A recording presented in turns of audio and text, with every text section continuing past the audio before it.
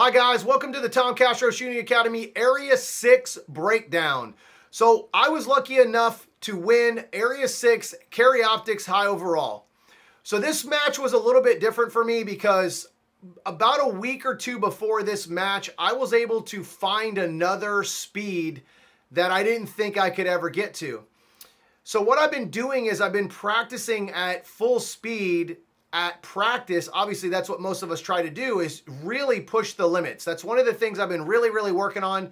I promised myself after Nationals last year that I wouldn't lose because of my effort or because of my times. So one of the things that I discovered at Area 6 was I was going to push it, win, lose, or draw. I wasn't going to allow myself to lose because I didn't go fast enough. So one of the big things that I'm going to show you guys in these videos is it wasn't my actual speed. A lot of my speed and gave me the advantages on some of these stages was because of my stage planning. So that's one of the reasons why I really wanted to do this breakdown and kind of give you guys an insight on how I walk stages and how in my shooting academy that I've created, the TCSA Insider Circle, I want to give you guys a little bit of insight of what I provide for my students on a weekly basis. I was lucky enough to actually go and video some of these stages before we shot the day before. I always try to create my content while I'm at major matches because it's a different mindset when you shoot at majors compared to level ones. So I was able to sit down and really video a lot of these stages beforehand and give you really detailed walkthroughs on these stages. Now, I didn't get them all, but I did get quite a few, so you can really see my process of what makes me move and do the things that I do. Some of the stages that I walked, I changed the stage plan during the match because of little small things that I discovered watching other people run stages. So that's a big thing about this video, guys. You're going to really get the chance to see how I break stages down and how I live in the moment of those matches. I don't get locked into one stage plan. I don't get locked into doing stage runs because somebody else found something that I didn't see. It doesn't always mean it's better because somebody else does it differently. It doesn't always mean it's better because everybody's doing it. So you have to keep an open mind when you walk these stages and run these major matches because you're going to see a lot of different ideas and a lot of different stage plans. You have to trust yourself and trust your stage plans, and that's a big thing that I teach on the Insider Circle. I teach you the way I shoot, but you still have to trust yourself to execute it. You can't be afraid that someone else is going to talk you out of your stage plans. That's a big thing that I teach on my group. So how I run this breakdown video, I'm going to give you a little quick idea on how I'm going to run this video for you guys. So how I have this video set up is I'm going to walk the WSB with you first. I'm going to probably give you a little bit of a walkthrough here at the very beginning of each stage, show you how many targets, talk about the WSB, and show you what's really important to start looking for when you walk stages just off paper. Before you've even hit the match or before you've even hit that stage, you need to start with the WSB. That's the number one thing to watch so you know what the procedures are that you have to do, such as where to start, where your hand positions are, mags on belt, those kind of things. How many rounds, those are all things that are really important. Number two, I'm going to give you a full stage run of the stage, the way I ran it.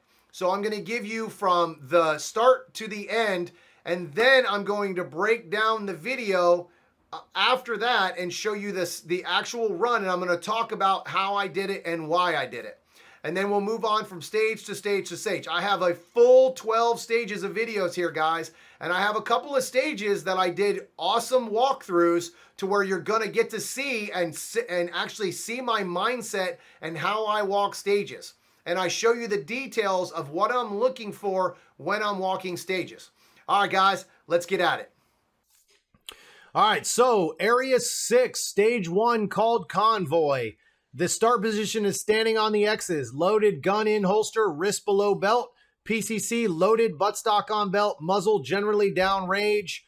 Stage procedure: upon start signal, engage targets as they become available from within the shooting area.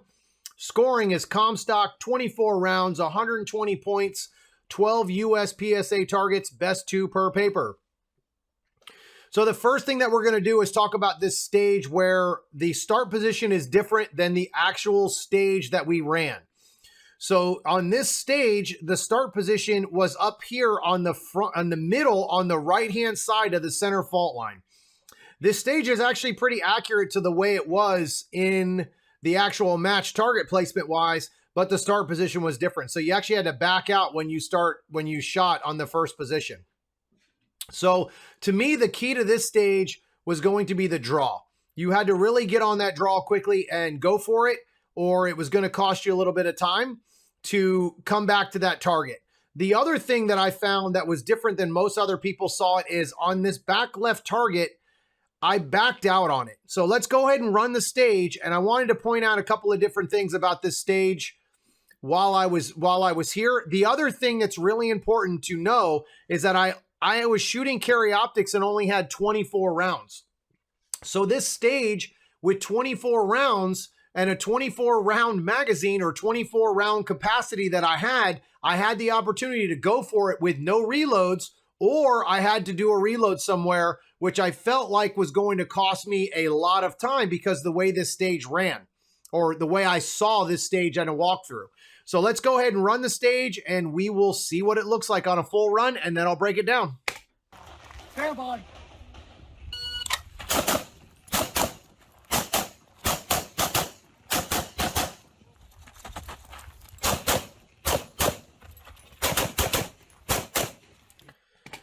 All right, guys, so the key to this was the draw and the one target on the back left-hand side. So a little bit later in the stage, I'm going to show you guys where I decided to slow down just a little bit so I didn't have to reload. But the other thing that I did is I gave myself a backup plan for the reload if something went wrong before I got there. So I don't usually give myself backup plans. I'm real big in just execution, consistency, and just executing my original stage plan. But we all know how that goes in this sport. You kind of have to have an idea of where you can basically throw those reloads in case something goes wrong.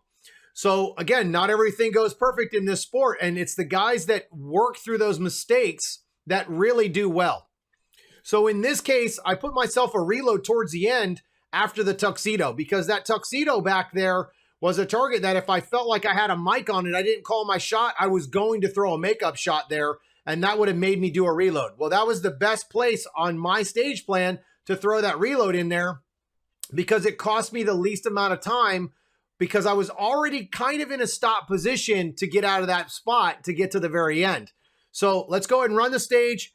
As I step in here, I immediately draw my gun because I want to have a quick draw on this, because the most important target on this stage, other than that tuxedo with accuracy wise and getting my hits, was the back left target that you could see from basically only in this right corner. Well, not basically, you could only shoot it from this right corner, or that the position that I started. So I wanted to make sure that that set me up for speed throughout the stage. By drawing quickly, I was able to back out on that target that was on my back left-hand side instead of having to come back and stop again. And I'll get into that in just a little bit on the next part of this stage. So as I come in, the draw. So this position, the back target here that I'm shooting at, guys, this target back here in this back left-hand corner, I'm able to back out on it so it opens me up for the next target on my right-hand side. If I don't back out, now I have to bring my gun back to my chest and turn, and I can't immediately start engaging the next target. So watch as I back out here. It immediately allows me to transition my gun into the next target. The other thing that was real big about this stage is the push-off. As soon as I backed out, I set my footwork up so I could push off with my strong leg. Let me rewind this just a hair here. So as I back out, I'm on my left foot, so I'm able to drive my body to the right. This is the key to things that I teach in the shooting academy in my insider circle. I really, really work and push footwork. It is the biggest thing in our sport that doesn't get credit. The footwork is the fastest part of this sport. The slowest part of this sport is the actual shooting. You can shoot slower if you're faster with your movement and you shoot all the time while you're moving and shooting on stages. All right, guys, as I go into the front, the big thing about this stage and the way I shoot is I'm always attacking targets, always looking for ways to put myself into better positions to attack targets. I always want to see the next target before I can shoot at it, so it gives me longer to aim, longer to trigger prep. So as you watch throughout this stage, you'll start to see where I start to pick my gun up and I'm aiming at things before I can even see them. So I finished the back right target. Now, when I exited that first right target here on this right-hand side, okay, I started thinking about the next position. So as I exited this right-hand side, I started thinking about the exit, all right? When I walk this stage, and what I mean by thinking about it is I set it up when I walk the stage. It wasn't something that I'm thinking about while I'm shooting. Setting yourself up during your stage planning, your walkthrough, not during the match, not during your run. It's all mentally already in your brain before you hit that stage. So in this specific run, I really worked hard, or all stages, I work extremely hard at the walkthrough and memorize. I mean, I'm talking about from the where I land each foot, how I land, how I'm going to enter, how I'm going to exit, all those different things. And then it's my job to execute. And you'll start to see there's a few little things. Well, basically one thing on this stage that I caught myself watching video on where I made a little bit of mistake that cost me a little bit of time. So as I go through, shoot that stage, now you're going to start to see where this is where I start to make a little bit of a mistake on my footwork. So my right foot is on the inside of that fault line. I should have been on top of that fault line to give myself a little bit of room to push off. So now if you look, I'm a little off balance because I'm going so quickly and I'm not focused on footwork. I'm focused on attacking targets. As soon as you start focusing on the shooting part is when you make mistakes. The shooting, you've shot thousands of alphas. You don't need to focus on alphas. You already know where to aim the gun. Start focusing on entering and getting your body set up and the fundamentals, trigger prep, grip, those things. When those things start becoming subconscious, you don't have to think about them anymore. So the footwork and entry is where you really have to start paying attention to during your walkthrough so they become subconscious. So in this situation, if you look, I'm up on my left toe. I'm not balanced. I'm not perfectly balanced the way I would want to be. So when I go to exit, it costs me a little time here. Now watch as I exit this position here. So look how long it takes me to load up. So I'm going to go back just a hair here. I have to load up on my right leg, and I should have already been there when I left. So as I come in on my toe, you'll start to see I almost have to do a drop step, all right, which cost me a little bit of time in that position because now my momentum is to the right instead of pushing to, my momentum's going the wrong direction on this stage, the way I was set up. I was standing up too far to my right and wasn't able to push off and move to my left. So as I exit this position, the key to this position here was the next position because I was able to get around this wall and start aiming at the next target. That's a big thing about the way I walk stages. I don't think about just attacking the next target. What's the most efficient way to get to the next target? So in this case, I actually ran around the wall a little bit so I could clear my gun sooner because I had to get around that wall. If I run right up against that wall, which was the fastest way to get there, from point A to point B in a straight line is always the fastest line, right? Obviously, it's the fastest way. But in this case, if I would have ran straight, I would have jammed myself up against the wall and I wouldn't have been able to get my gun up to shoot the next target. Remember, this is about shooting points all the time. The more running you do, the more standing you do, and the more standing and shooting you do is the more time and points that you lose. So it's about shooting while you're getting to the last position is where you start to make your time up and where you start getting those crazy hit factors.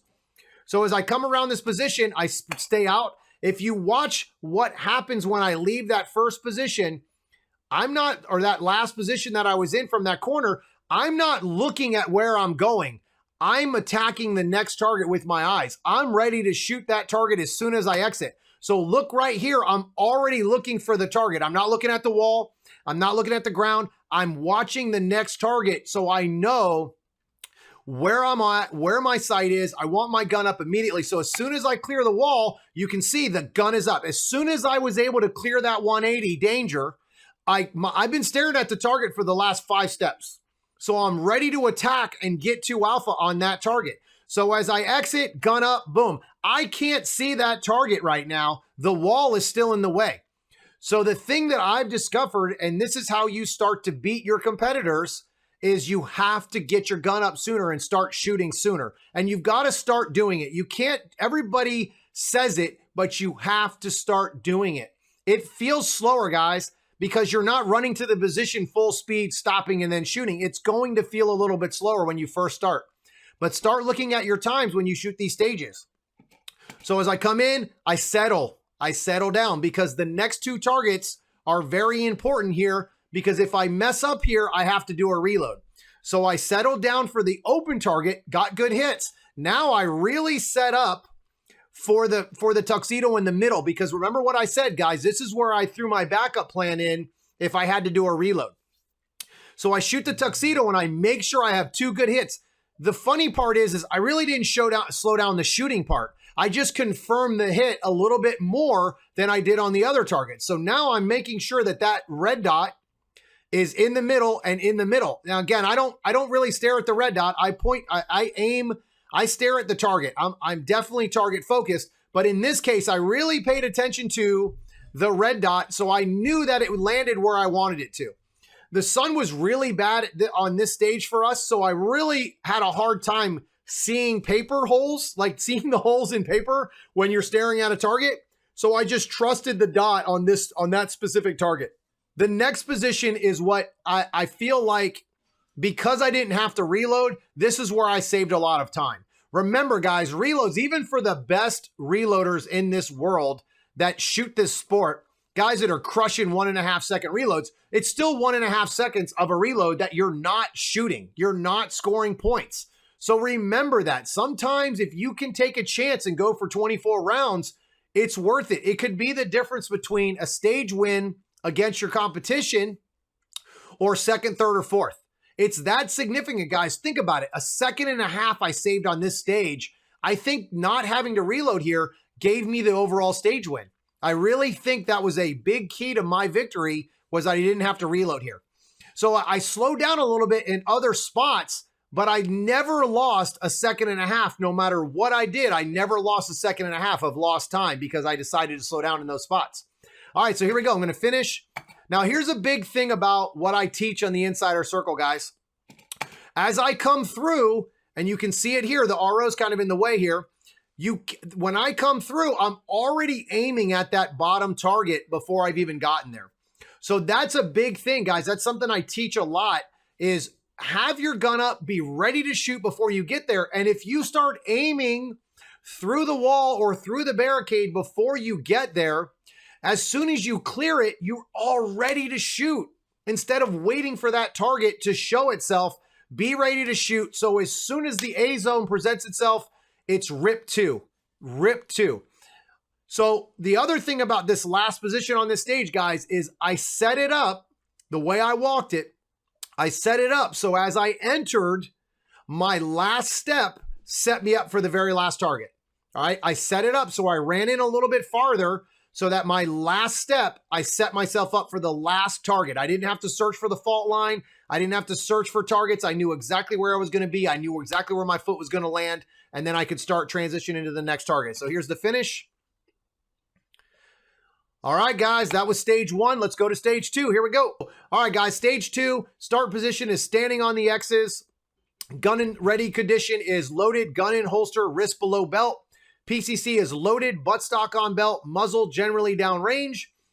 The stage procedure: upon start signal, engage targets as they become available from within the shooting area. The scoring is Comstock, 12 rounds, 60.6 USPSA targets. So guys, on this stage, I was able to walk this stage and get video of this. So I'm going to give you guys a little bit of insight on this stage.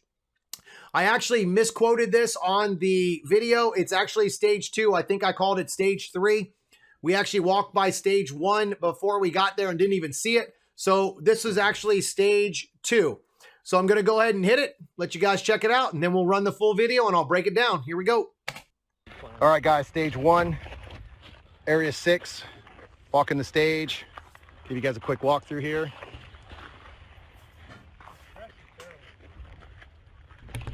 Square box starting on the X's right here. So the plan is we're going to go left on the draw. I'm going to take this target first. So I'm going to draw first before I get out of that, before I even start on that move. Take this back left target on the move in. Going to come up against the fault line here. Then I'm going to take the bottom target. So I can take these 2 targets aggressively, slow down for that no shoot. Again, more control on that no shoot, and then start to move out on the inside target. Now again, if I actually move up just a foot, all right, so this is where it's important, guys, to really pay attention. Just walking this stage real quick, I just found something while I was videoing. So take this target, take the bottom target, then the no shoot. Now, if I came up just a foot farther forward, I am actually able to move and shoot on this target aggressively. Now, I'm gonna keep the camera right here, and I'm gonna show you guys what happens when I take a step back. Now, look how the wall takes away almost all of my movement ability. That turns this into a stop position now. Instead, if I move up, right, and only 1 step forward, I'm able to now aggressively move out on that target on the move. Then I'll come in, shoot the far right target, and then finish on the zebra. One of the reasons why we decided to run it this way too was because shooting this zebra at the end, I don't have to worry about shooting a mic on the move.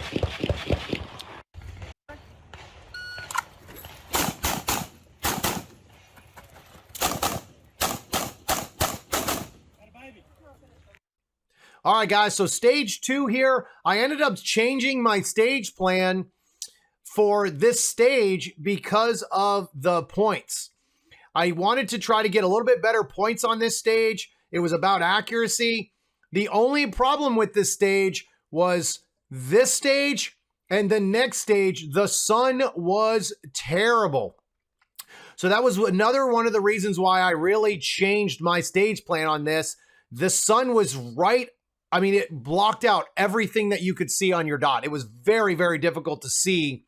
And it's not that the dot was gone, but the glass had a huge glare on it, like the whole glass. So the dot even turned down or turned all the way up. It just blinded you. You couldn't see very well at all with the dot. The only thing that really kind of saved me was, I think, the Hunter's HD Gold glasses, because those things tint out and they have a nice tint to them. So I'm really glad that I used those, because honestly, I don't know if I would have been able to see anything. I really struggled seeing on the next 2 stages here, this one and stage 3 with the sun. So, and it really affected the draw. I kind of had to take 3 shots on the first target, because I drew and I couldn't see the dot. I couldn't see it. It was there, but it just kind of washed out. And then eventually I had to stare at the dot and stop looking at the target because I couldn't see the dot. The other thing that was really big about this stage was I really focused on the accuracy on the back 2 targets. Because of the sun, I was a little concerned with getting mics on this stage. So coming off of stage 1 that I ripped, I didn't want to come into stage 2 and be too overly aggressive for targets that were obviously a lot farther. But the big thing was the sun. I really couldn't see very well when I started shooting. So here we go. So if you watch, I hit my position like I talked about. I set up to exit on the draw. So when I got to that first position, as you can tell, my right foot is ready to leave and I'm pushing off with my left leg. So I'm nice and centered, my feet are underneath my body, and I'm ready to explode out of that position. So I'm able to start to leave on that second shot instead of stand there. So as I leave, set up. Now again, this is one of the things where I was very aggressive on this stage as I entered the positions. All right, so as I leave, you're gonna see I keep my hands on my gun, I keep my grip, keep it down range, but the first thing I do is start to look at that target after I exit. So I'm gonna show you right here. So I'm getting to the position, I'm already starting to drive my gun out before I get there. I'm staring at the target. Again, flash those eyes over to those targets, guys. Get on those targets ASAP, and you'll be able to start aiming before you get there. If you're looking at it, the dot or the iron sights, if your fundamentals are good, should be driving you right into that A zone if that's what you're staring at. So as I enter, I start to get the gun up, and as I hit that last foot, I'm already starting to shoot. So I take the momentum of my body and stand myself up, plant my right foot, and I lock it down. And now I've already shot the second shot, and I haven't even completely settled on that target. So this is where I started to miss the vision of the dot. I really was having a hard time seeing these targets. Even the open target was hard to see because of the sun. So I just made sure I stared at that dot and I put 2 in the middle, and I was a little bit high on the top target. I had 2 Charlie and I was trying to shoot 2 Alpha. Obviously, this was a low point stage that you had to have a lot of accuracy in, but obviously I failed on that and shot a couple of Charlies. So, and then I finished. As soon as I shoot my second shot, whip that gun into the last position and finish on the hardcover. Again, not a very difficult stage. You're not going to win the match in a stage like this, but you will certainly lose a match on a stage like this. So points are really, really important, but you can't shoot them slow. I mean, everybody was shooting that was at my level in the 6s or 7s. So you had to kind of keep the pace up and be aggressive, or you're going to lose. You got to give yourself a chance to win if you're going to. If you don't give yourself a chance to win, and you shoot safe, you're never going to win. I promise. You're never going to win. It's how it works. All right, guys, going on to the next stage, stage 3. All right, so stage 3 is Chariots of Fire. Gun ready or standing in the box. So it was standing anywhere in that box in the shooting position or in the shooting area. Loaded gun in holster, wrist below belt. PCC loaded buttstock on belt. Muzzle generally downrange. Upon start signal, engage targets as they become available from within the shooting area. Comstock is 18 rounds, 90 points. Targets is 6 US PSA targets. This is why it's important to read the WSB, guys. 3 per target. You got to pay attention to that stuff. If you shoot 2 per target and it was supposed to be 3, that's a lot of mics and a lot of penalties for not shooting those targets.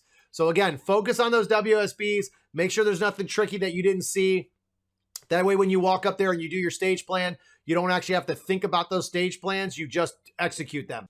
All right, guys. So this is one of the stages that I had a walkthrough for. So I'm going to go ahead and give you an opportunity to watch that walkthrough, and then I'll run the stage, and then we'll break it down. The breakdown on this stage should be pretty simple and quick, but I'll give you guys a quick idea of what happened and how the stage ran for me.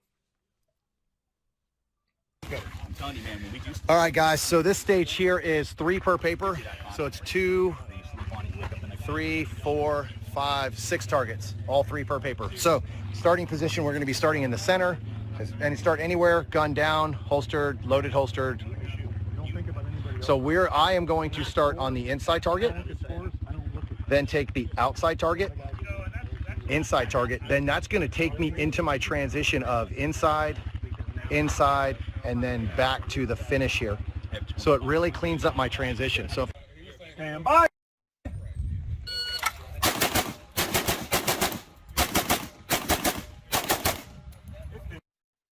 So this is stage 3 of our 3rd stage of day 2. So I wanted to be aggressive at this match. I really discovered some things in my training and in my coaching that I've been teaching my students that I really wanted to experiment with. That's a big thing. I was willing to risk the loss at Area 6 because it's a big pressure match, and the match that matters to me the most are majors, right? I don't really care about locals. Most of my locals, I use them as practice. Obviously, I want to win because I'm a competitor, but Area 6 is a big match. I've never shot carry optics, but I didn't want to shoot it and shoot the way I used to shoot, if that makes sense. I wanted to be aggressive. I wanted to attack and really put the things out and shoot the way I've been practicing.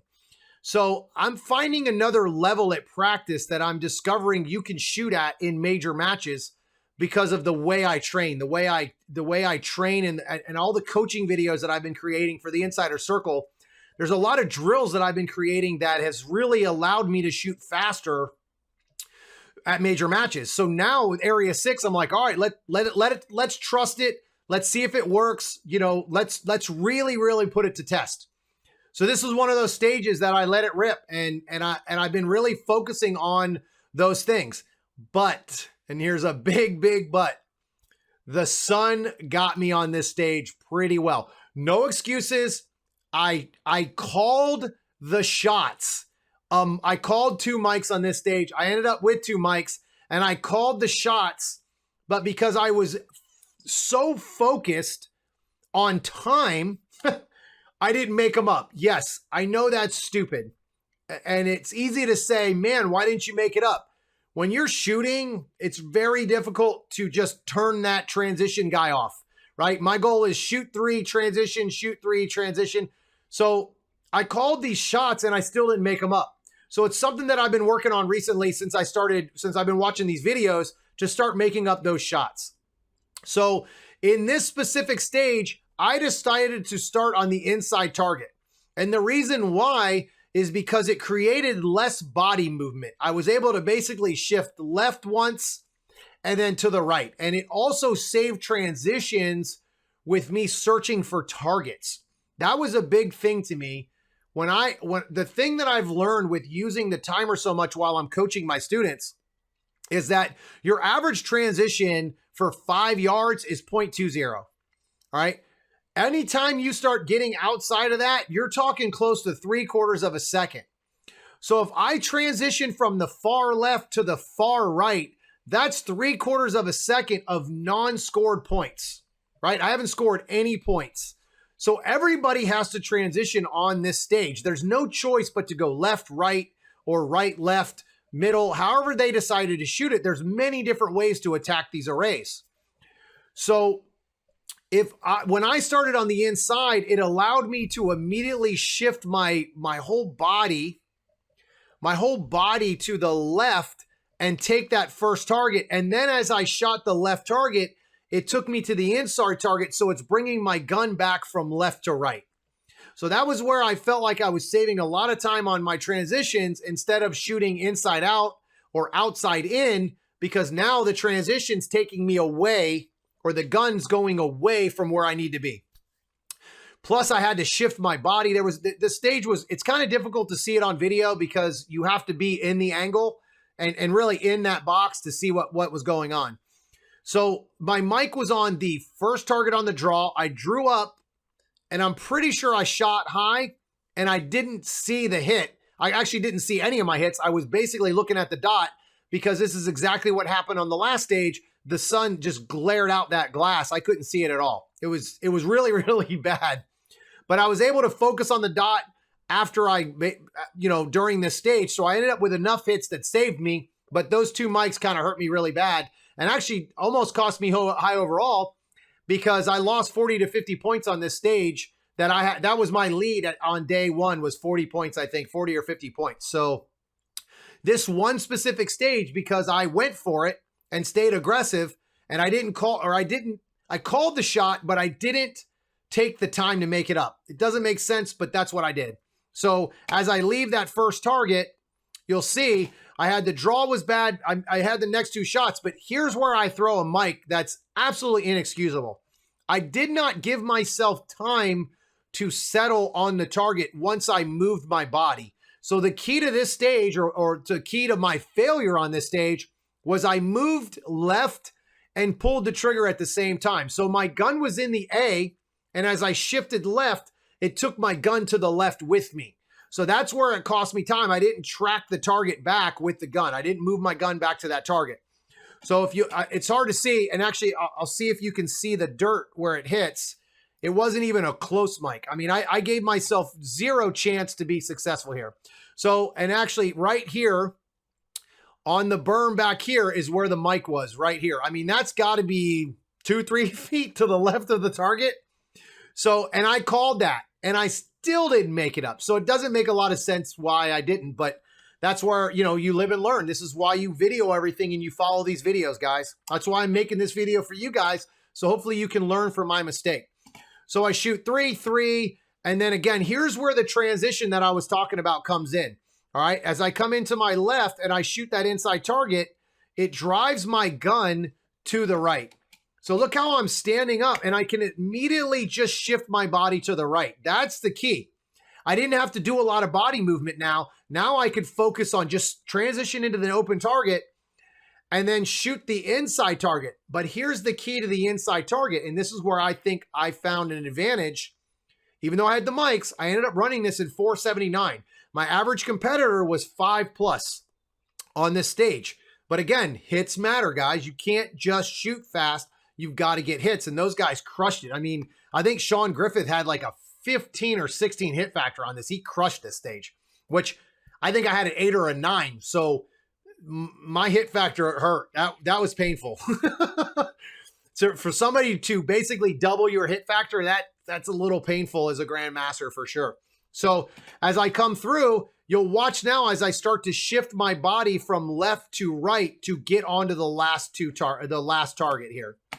So it takes me to the right-hand side. It stood me back up. I was no longer leaning left. Now it stood me back up with the transition, and all I had to do was transition into the last target. So again, guys, this stage it could have cost me the match. That's why I kind of spent a little more time talking about that very, very, very simple stage. But that stage could have cost me the match, and it almost did. I mean, I ended up with a 2-point victory from a master shooter just below me, and he shot lights out. But you know, again, that one stage really crushed my points and my lead on day 2. So just something for you guys to focus on when you guys go to a major match. All right, stage number 4. The stage is called Chevy Van. It is anywhere in the shooting area is the start position, gun ready condition, loaded, gun in holster, wrist below belt. PCC is loaded, buttstock on belt, muzzle generally down range. Stage procedure is upon start signal, engage targets as they become available from within the shooting area. Comstock 22 rounds, 110 points, 11 USPSA targets. So this stage was there was a couple of different ways to run this that I saw. Even after people started shooting it, I saw multiple plans, multiple stage. So a lot of guys would shoot this differently with PCC. I probably would not have shot this differently with PCC because of being able to move and shoot a little more aggressively. Most people stopped and shot a lot of this with PCC because there was some distance, right? Some of these targets had a little bit of distance on them.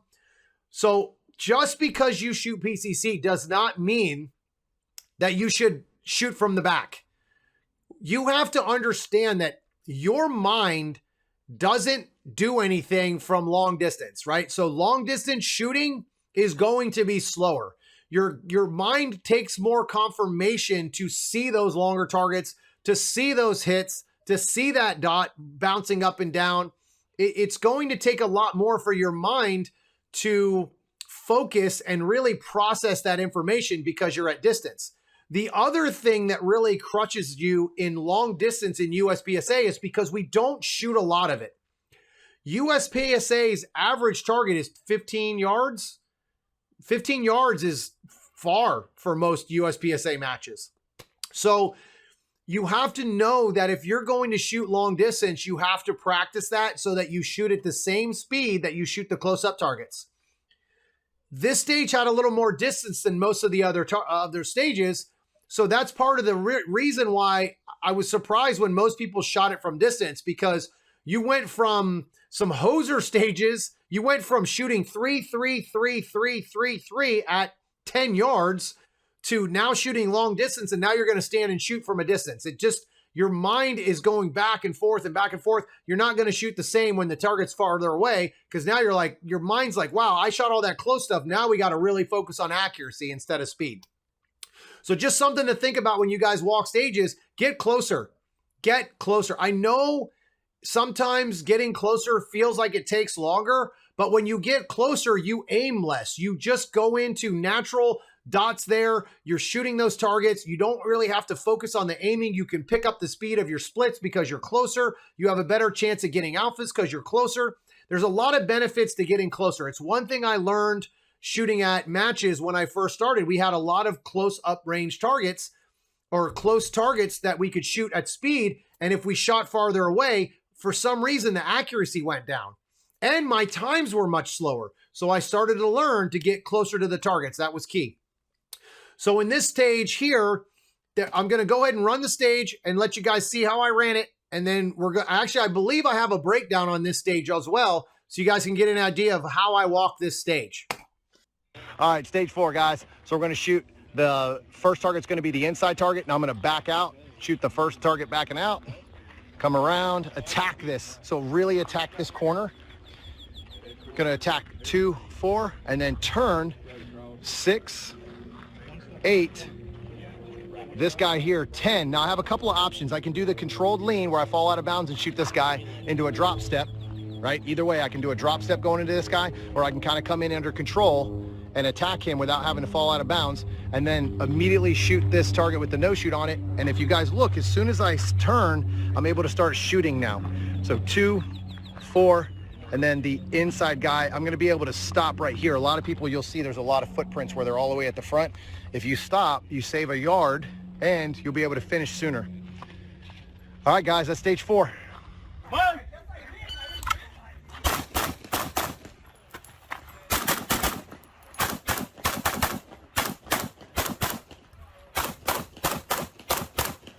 All right, guys, so this is stage 4. Obviously, you got a chance to see how I walk the stage. So the key to this stage to me was attacking the back right corner quickly as possible, okay?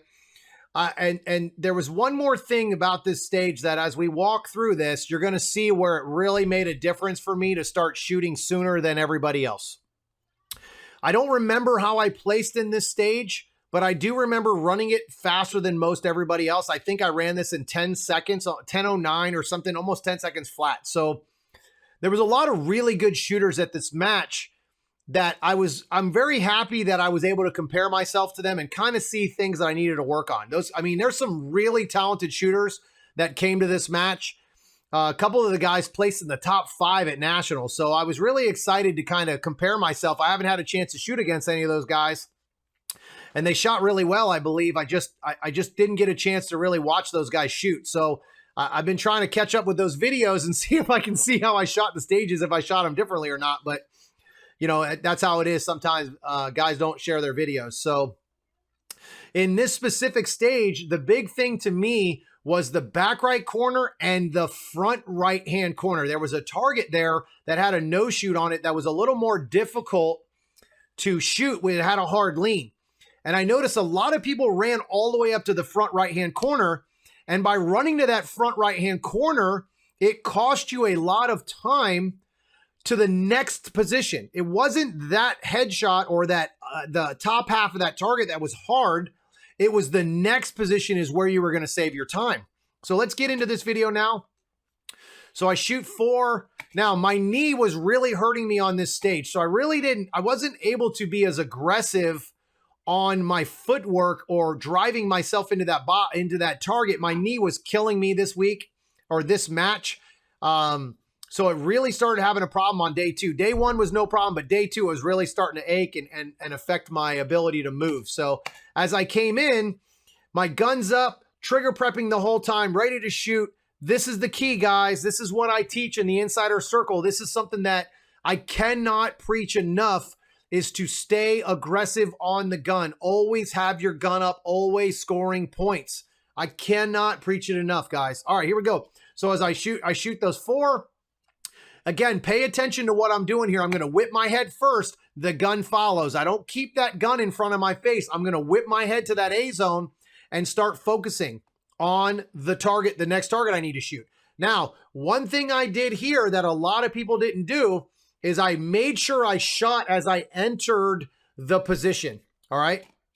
So I shot the back center target to the right here. You'll see it right behind this wall. It's kind of hard to see. I aimed at that target on purpose, so I had something to enter on.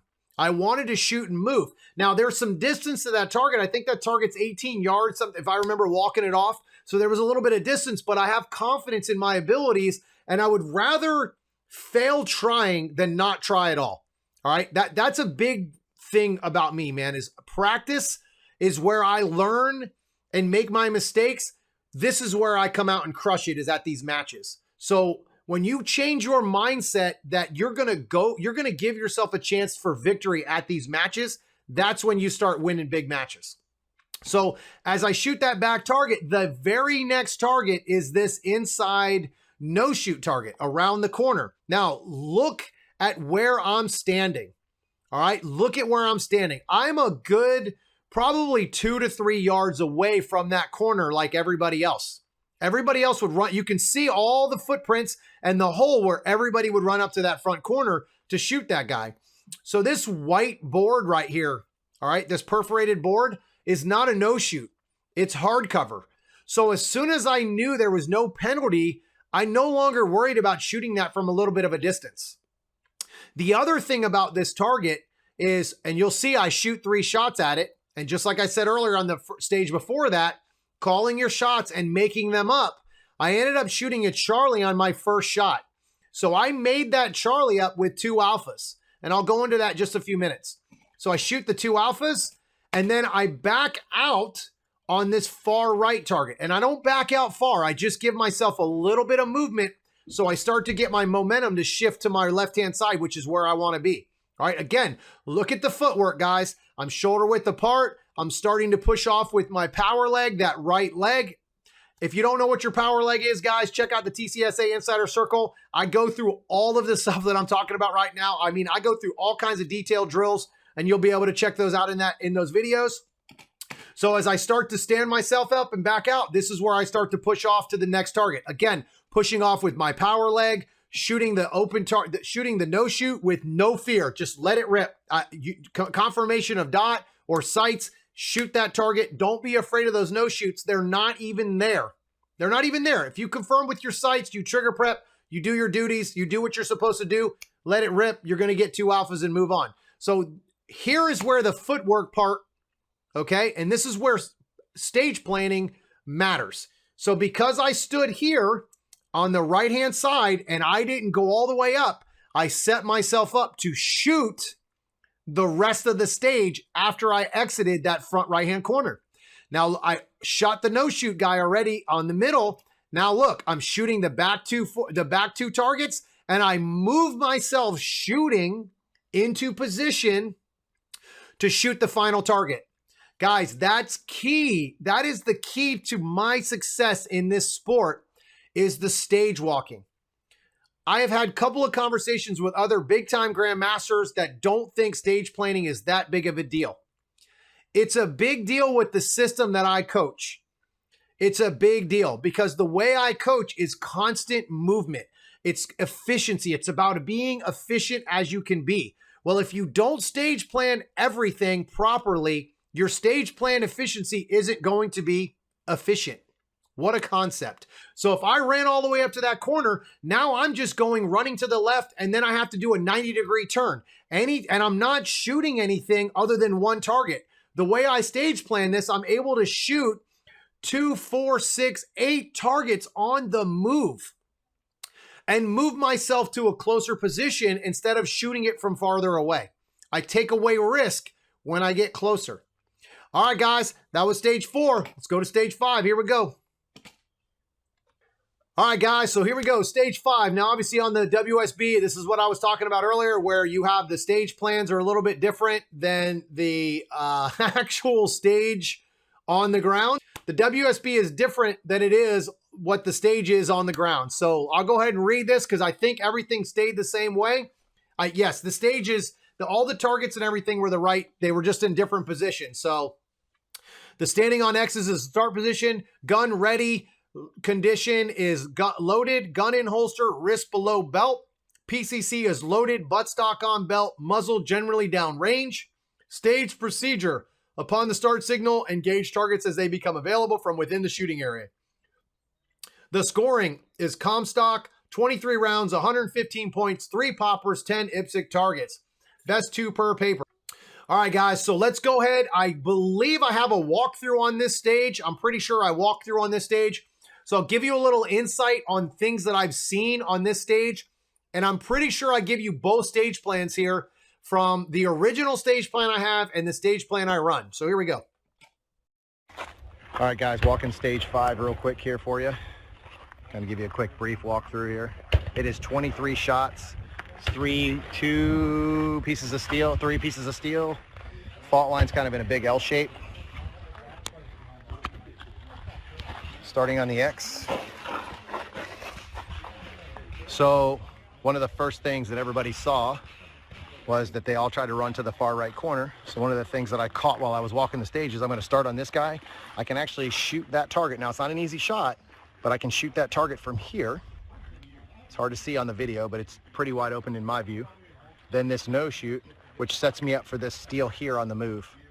So before, I was going to run to this corner over here, and that target that's hard to see on the video is right here. So now if you look, I'm another 3 yards over, come off of that target. Then I would have to move and shoot on this no shoot, and then I'd have to try to pick up that steal as I'm running by. So instead, now it's going to set me up better for that steal on the move. I would come around this corner, shoot the open target, the no shoot target, turn. I'm going to attack that steal, because if I take about 3 or 4 steps, I lose that steal. So I'm going to go for that steal first on the move, inside paper, right paper here. Then I'm going to shoot paper, steal, paper. So I haven't decided whether I'm going to throw a reload in yet, but that is an option, so that if I miss any steal, there is plenty of time to move that into the stage.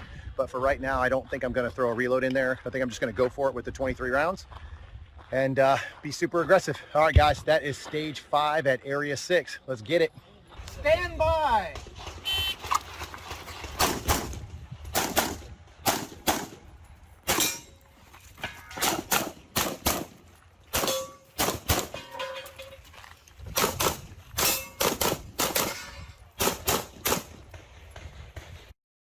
All right, stage 5, guys. So stage 5 for me was about accuracy, right? This stage had a lot of damage that could be done if you weren't accurate, but I wanted to be aggressive still and move the entire time. And I felt like I did that really well. One thing that I made a mistake on this stage is I didn't turn my dot up. So I spent a lot of time kind of messing with my dot. It was a sunny, bright day that day. This is still day 2, and this is the one where I lost my dot on those other stages. For some reason, I decided to mess with my dot a little bit on this stage. I don't know whether I had a cloud over me at that time when I was doing the dot or what the deal was, but I turned it down, and I don't turn my dot up all the way.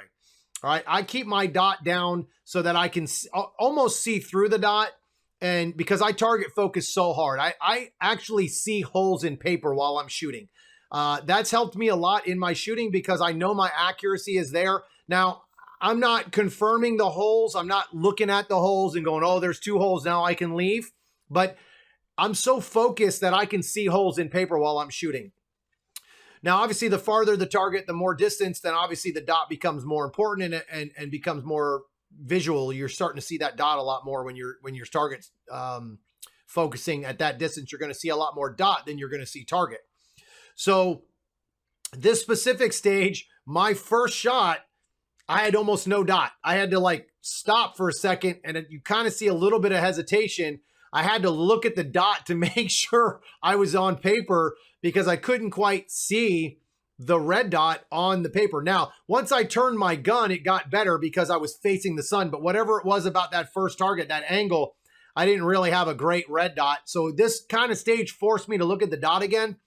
So that was a big thing that I learned and a mistake that I made that thank goodness didn't cost me because I was able to work. I shoot with such a dim dot on a regular basis at practice.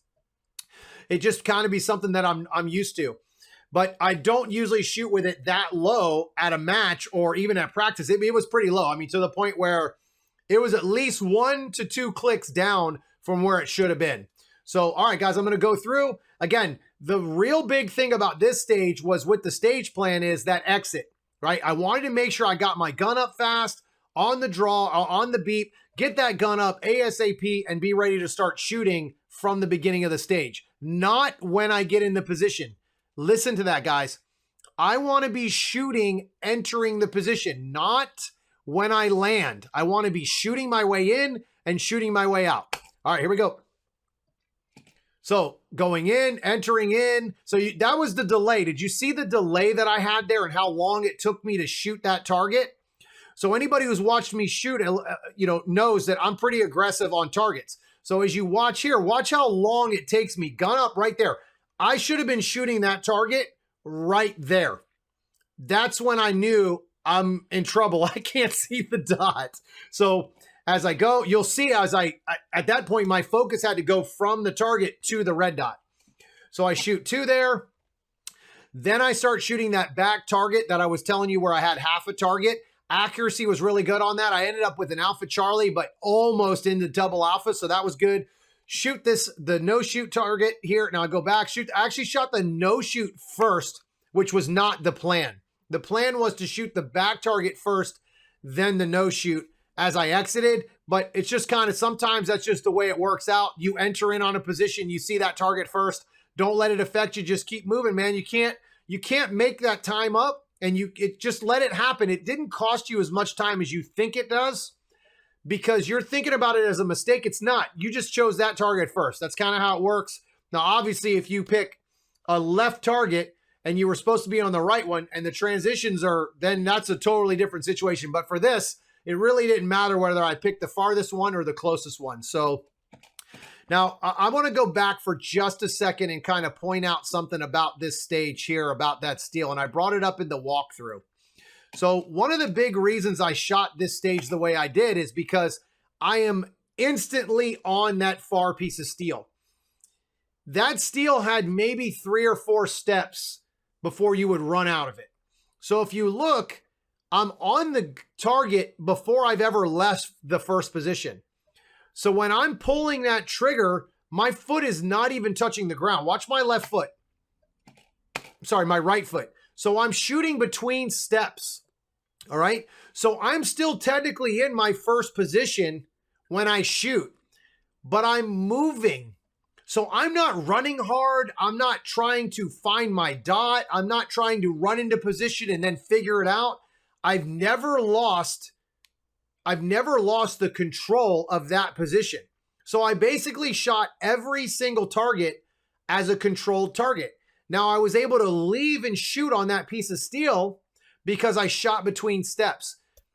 I'm not going to get into this video, guys, because it's a very technical thing that I teach. But in the Insider Circle, I talk about the major benefits of why to shoot between steps. It's not a controversial thing. I know some guys don't agree with shooting between steps or shooting on the step or however they do it. But when you shoot between steps, the gun doesn't move. The gun doesn't move at all. The gun just floats. It's just your whole body is standing still. The gun stands still. The only thing that is moving is below your hips. That's it. Nothing else moves. So the dot and the iron sights just sit there. They never move. So unless you jump up and down, the gun doesn't go anywhere. That's the key to moving and shooting. You don't actually, the gun doesn't move. It's like you're standing and shooting, but you're actually making distance. Okay, I won't get into that any further, guys, because I love that topic. So moving forward. Now, one thing that I would like back from this stage, I think, is the reload. I had 0 makeup shots on this stage until my last target. So I come in, I get good sights. Now watch this, guys. This is something that I really want you guys to really pay attention to, because I do it throughout my shooting, not just one stage, all of my stages. There are times when I don't have to shoot fast, right? There's no reason to shoot everything at 0.15 splits. There's just no reason to.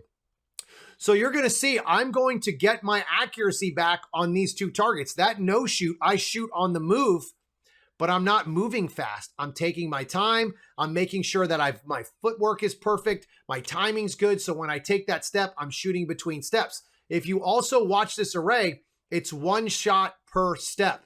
It's not bang, bang, bang, bang. It's 1 shot per step. So not only am I shooting slower, I'm shooting more accurately, but I'm still gaining distance. Still gaining distance. Remember, point A to point B as fast as possible while getting good hits. So as I come through, it's 1, 2, right there. In between steps, guys. So I take my first shot on the transition. Sorry, rewind a little too far there. Let's get past this. So again, setting up, 1, 2. Now look, foot's in the air, 1, 2. Take 2 shots, foot's in the air. That target was sitting perfectly still. The gun was perfectly still. I never had to worry about it, but I never stopped my momentum going forward. All right, never stop your momentum going forward. That's the key to some of the things that I coach. So immediately transition into the big piece of steel. Again, big thing about that piece of steel is another 3 steps forward and you lose it. So getting off that no shoot. And one thing that I really talk about a lot in my program is slowing down your footwork. So here's a great example. If I would have just kept at the same pace and just kept rolling forward, I'm going to miss that piece of steel. And that means I have to stop and come back, right? So I had to have some control, and it wasn't with the gun or anything. It was the footwork. I just slowed my footwork down. I didn't try to rush to the position. I took my time, but I never stopped moving forward. Instead of just taking these huge, giant running steps, I brought my feet closer. And now I'm able to go heel to toe, and move through the position, but shoot between steps. That's the key. All right, so I shoot back the back right paper now. Now, this is where I would like to have had my reload back. I hadn't had any mics. I didn't have any makeup shots. This cost me time. And I'm going to show you where this cost me time. So on the back left array here, there's a piece of paper here, piece of steel, and a piece of paper here. This piece of paper behind the barrel, okay? I could shoot him on the move if I wouldn't have reloaded. So all of this time that I'm reloading here, all right, all this time that I'm reloading here, I could have been shooting that back right piece of paper behind this barrel. Why I didn't do that, I have no idea. It's because I wanted to make sure I had enough rounds because there was a lot of far steel here. And before I got up there, I said, you know what? I'm going to reload on this. I'm not going to take the chance on this stage. And I think after analyzing it, I know why. It's because I had those two mics on the stage before. And I never shoot with fear. I never shoot with fear. I never shoot with shoulda, coulda, woulda. I don't think like that in life. I just don't do that. So I don't know why on this specific stage that I reloaded. It was a 23 round stage. I had 24 rounds. Hell, on stage one, I had 24 round stage with 24 rounds, and I went for it. I mean, I went for it. So I'm not sure why I decided to do that, but because it was locked in as my stage plan, I wasn't going to change it during the stage. All right. Well, at least I try not to. Sometimes I do. If I'm ripping it and I feel great, I'll go for it. Right.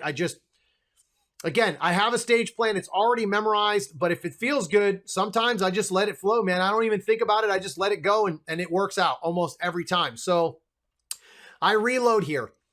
If I was to do this again without a reload, I would have shot the back right-hand target behind the barrels. Then I would have shot this left target moving in. You could see this target from where I'm standing right now. So remember what I said, guys, from point A to point B, shooting the entire time is the fastest way. If you shoot, you're going to win. So I lost a lot of time, or let me rephrase that. I didn't lose time. I lost points because I wasn't shooting, which I guess equals losing time. So I would have shot the back right target there, the paper right in front of us, the steel, then the paper to the left, and then I would have only had one target to transition to. Now, if you watch how I shoot this, I get the gun up. I'm right about where I would be shooting the last paper right now. So right now, if I don't reload, I'm shooting this last piece of paper here on the left. That's how significant that reload was.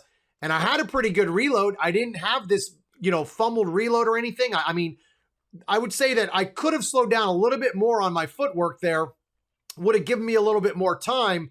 But at the end of the day, that still would have cost me because I wasn't able to get into position to start shooting. So it really didn't, it was kind of a wash on that, whether I slowed my feet down, gave myself a little bit more time for that reload or not.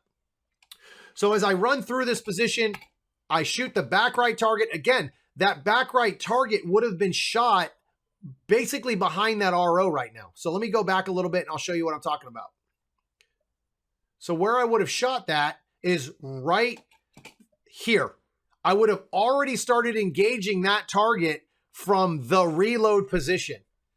All right. So where I started reloading, I would have been shooting another target if I would have stayed aggressive, but I chose not to and do a reload, and it cost me time in the long run. I don't remember where I placed on this stage. I think I was top 5, something like that, but it didn't kill me. I think everybody else reloaded as well.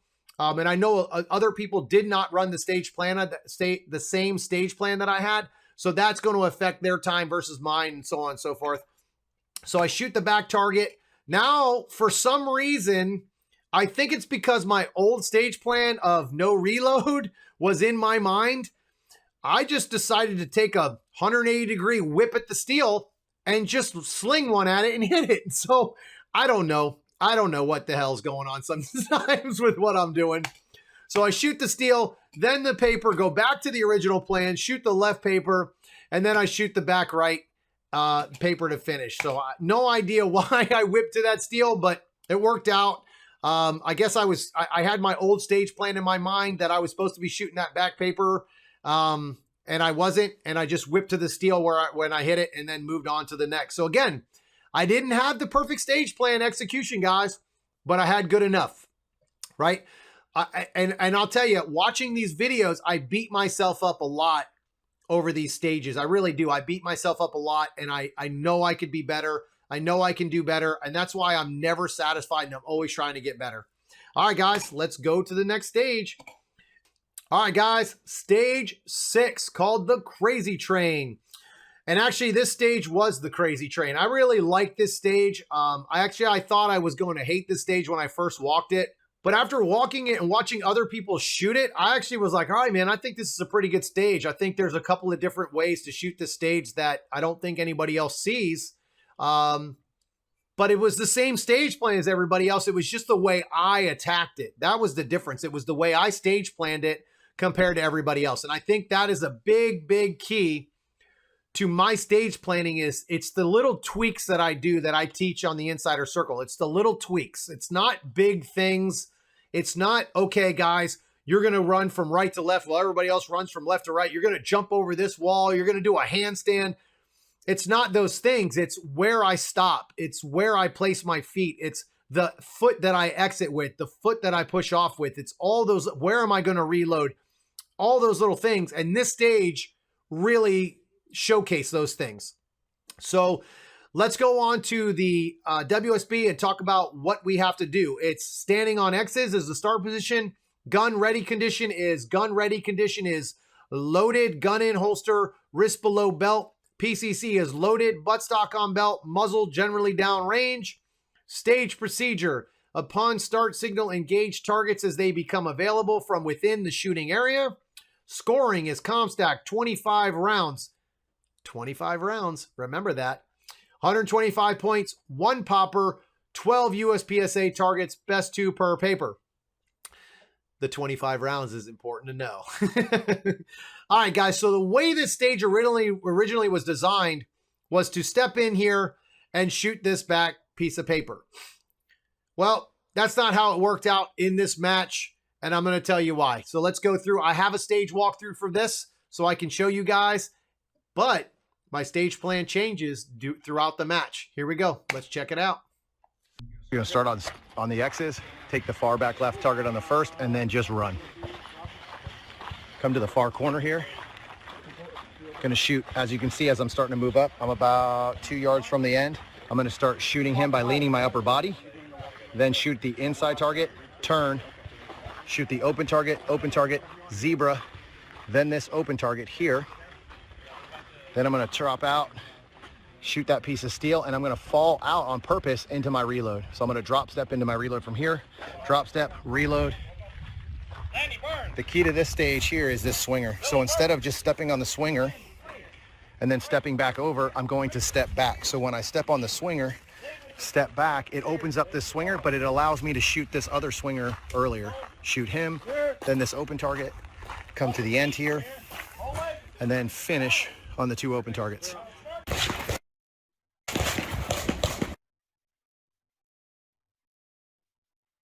On the 2 open targets.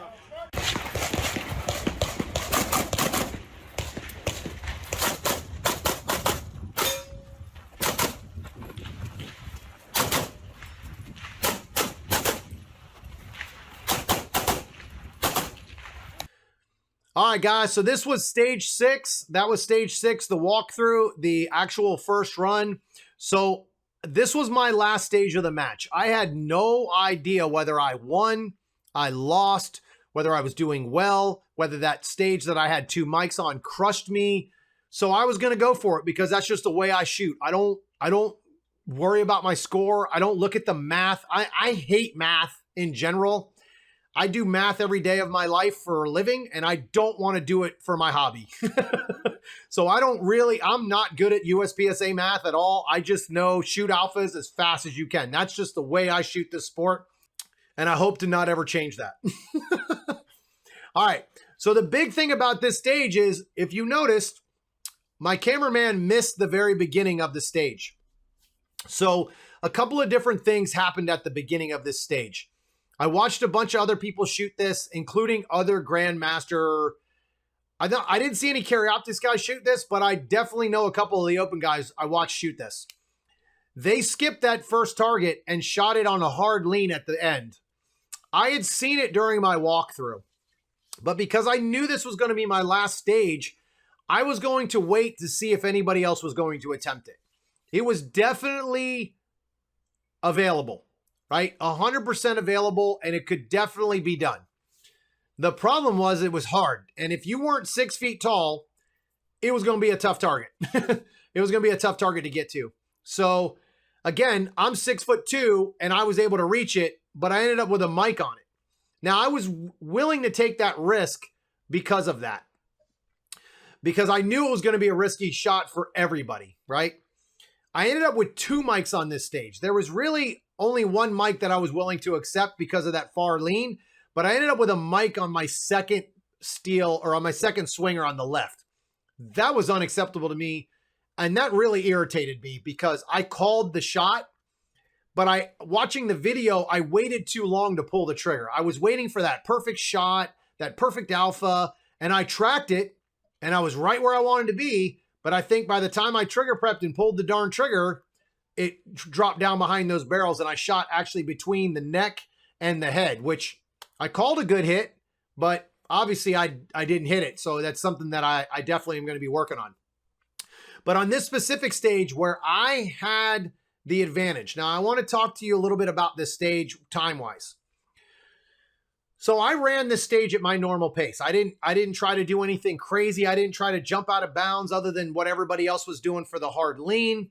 But I found a couple of things on this stage where I think I really set myself apart from everybody else.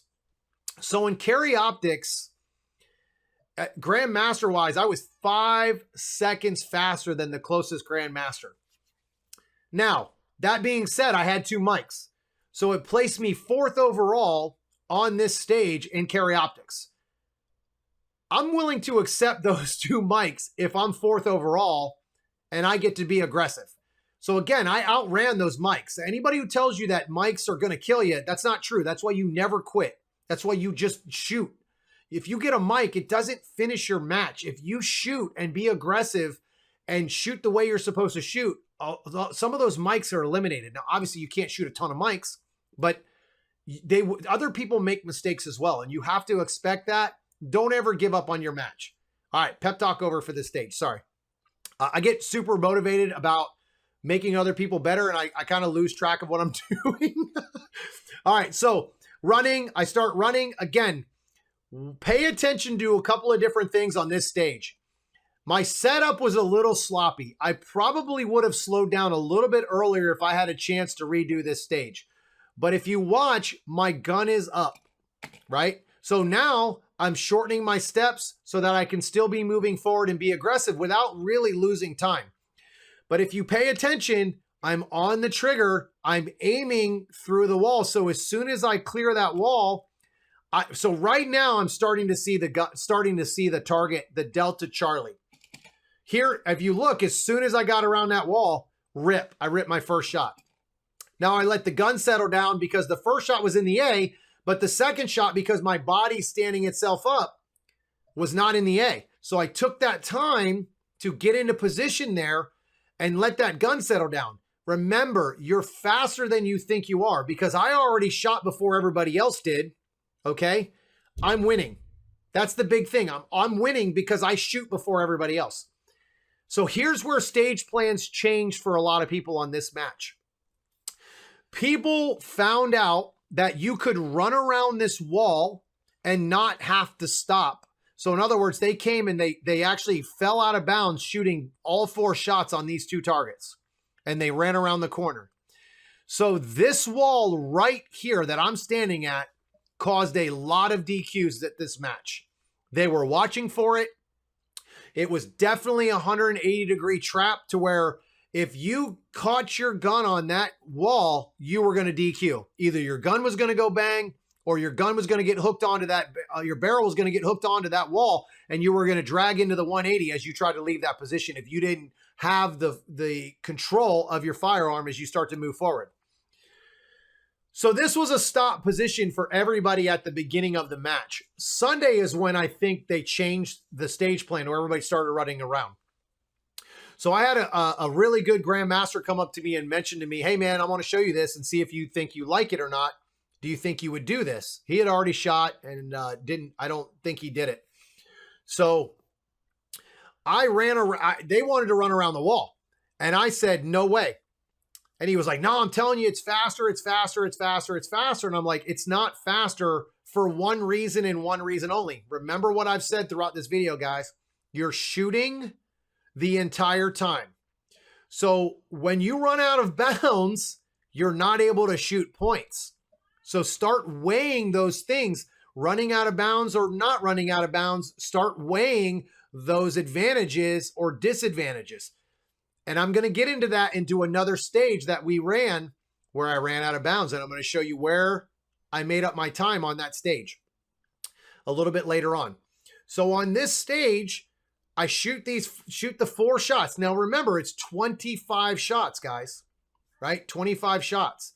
So right now I have 24, 25, 24, 23, 22 shots out of left to shoot for the rest of this stage.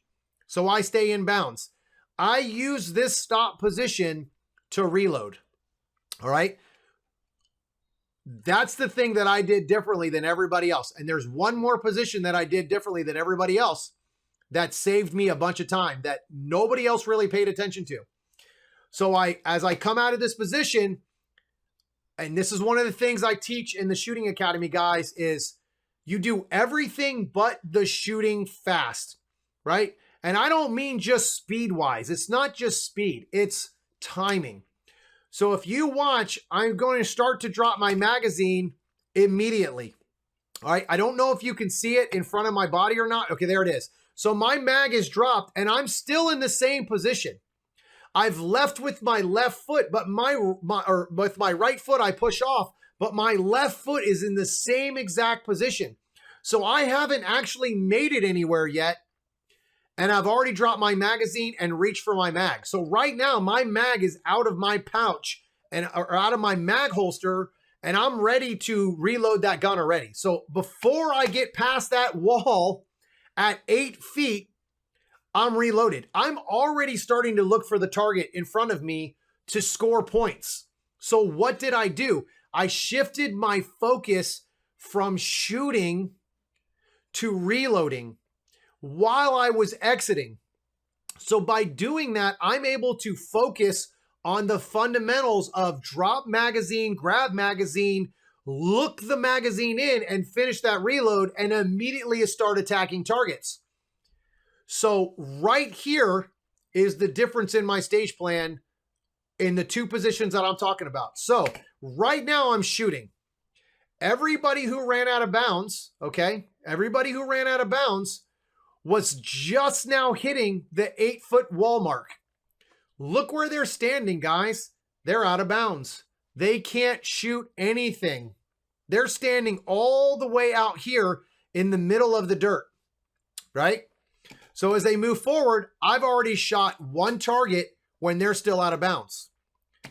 So now look, now I've shot 2 targets. They're still out of bounds.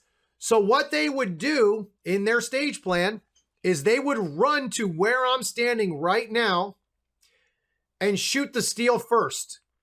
And then they would back out on open paper, zebra, or tuxedo, which is a great plan. There's nothing wrong with that.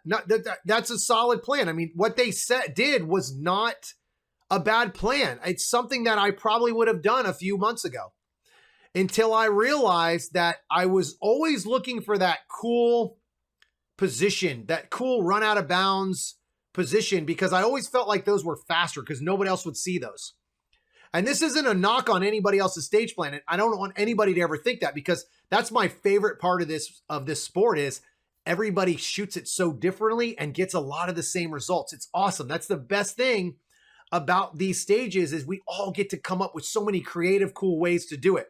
So this isn't a knock on their stage plan at all, because I gave it some serious thought when they brought it up to me. And I was like, yeah, you know what? You don't have to stop there.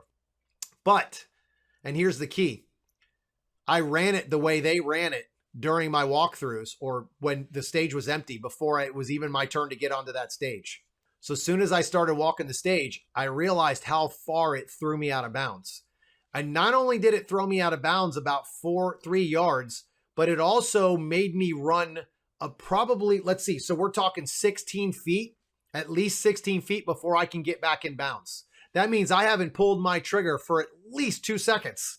I haven't pulled the trigger for 2 to 3 seconds right there, just because of the way they ran that.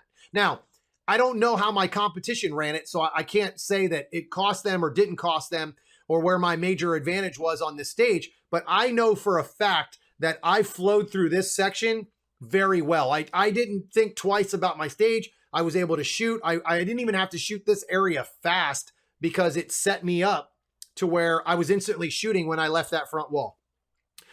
So now, if you watch, look where I've stopped my foot, okay? This is the key. I shoot that piece of steel. It's a hard lean. It's a hard lean whether you go up, or it's a hard lean whether you stay back. So I decided to stay back and shoot that piece of steel for one single reason. Watch how I flow through the middle of this stage. Now I do a drop step, okay, because my body was leaning out to my right-hand side. Once my body goes past my center point, I'm going to do a drop step out of that position. All right. So it's, again, one of the things that I talk about in the insider circle. I'm not going to go into huge detail about why I drop step, and I don't drop step in most positions, but I do in those. Is I go into it in much more detail in the insider circle. So look what just happened because of the way I entered the steel target compared to everybody else. I'm shooting on the move and attacking targets. Guys, I could probably just call this entire video attack because I use it on every stage plan. The way I shoot, the way I walk stages, the way I attack stages is the best example I could give, or the best word I could give, because that's the way I shoot. So, and that's the way I teach people to shoot. I want to make sure I clarify that, because I don't teach differently than the way I shoot. I'm going to teach you, if you guys decide to check out the Insider Circle, that I'm going to teach you how to do this the way I do it. Everybody has this ability. I have students that are shaving 2 to 4 seconds off of stage runs at practices because they become aggressive because of the way I teach. So this stage right here, as I enter, I'm going to hit that foot pedal. I'm going to hit that paddle on the ground. And not only am I going to hit the paddle, I'm going to push back. All right. Just like I said in the walkthrough video, I'm going to push that foot pedal and I'm pushing back. The reason why is because it opens up that swinger. If I was to stand in front of that paddle and I didn't jump back at all, I was going to have to wait for that swinger to come back twice. So here we go. So right now, that becomes a static target for me. I'm no longer chasing that swinger. I'm not tracking it. It's a static target. So I shot both shots on that target. Now, here's another thing I talked about on the walkthrough.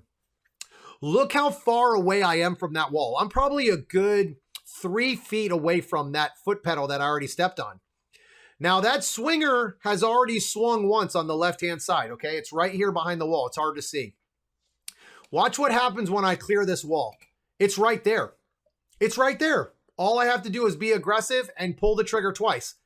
For whatever reason, I wasn't aggressive on the second shot. I was trying to get accuracy, and you can see right here, I probably should have pulled the trigger.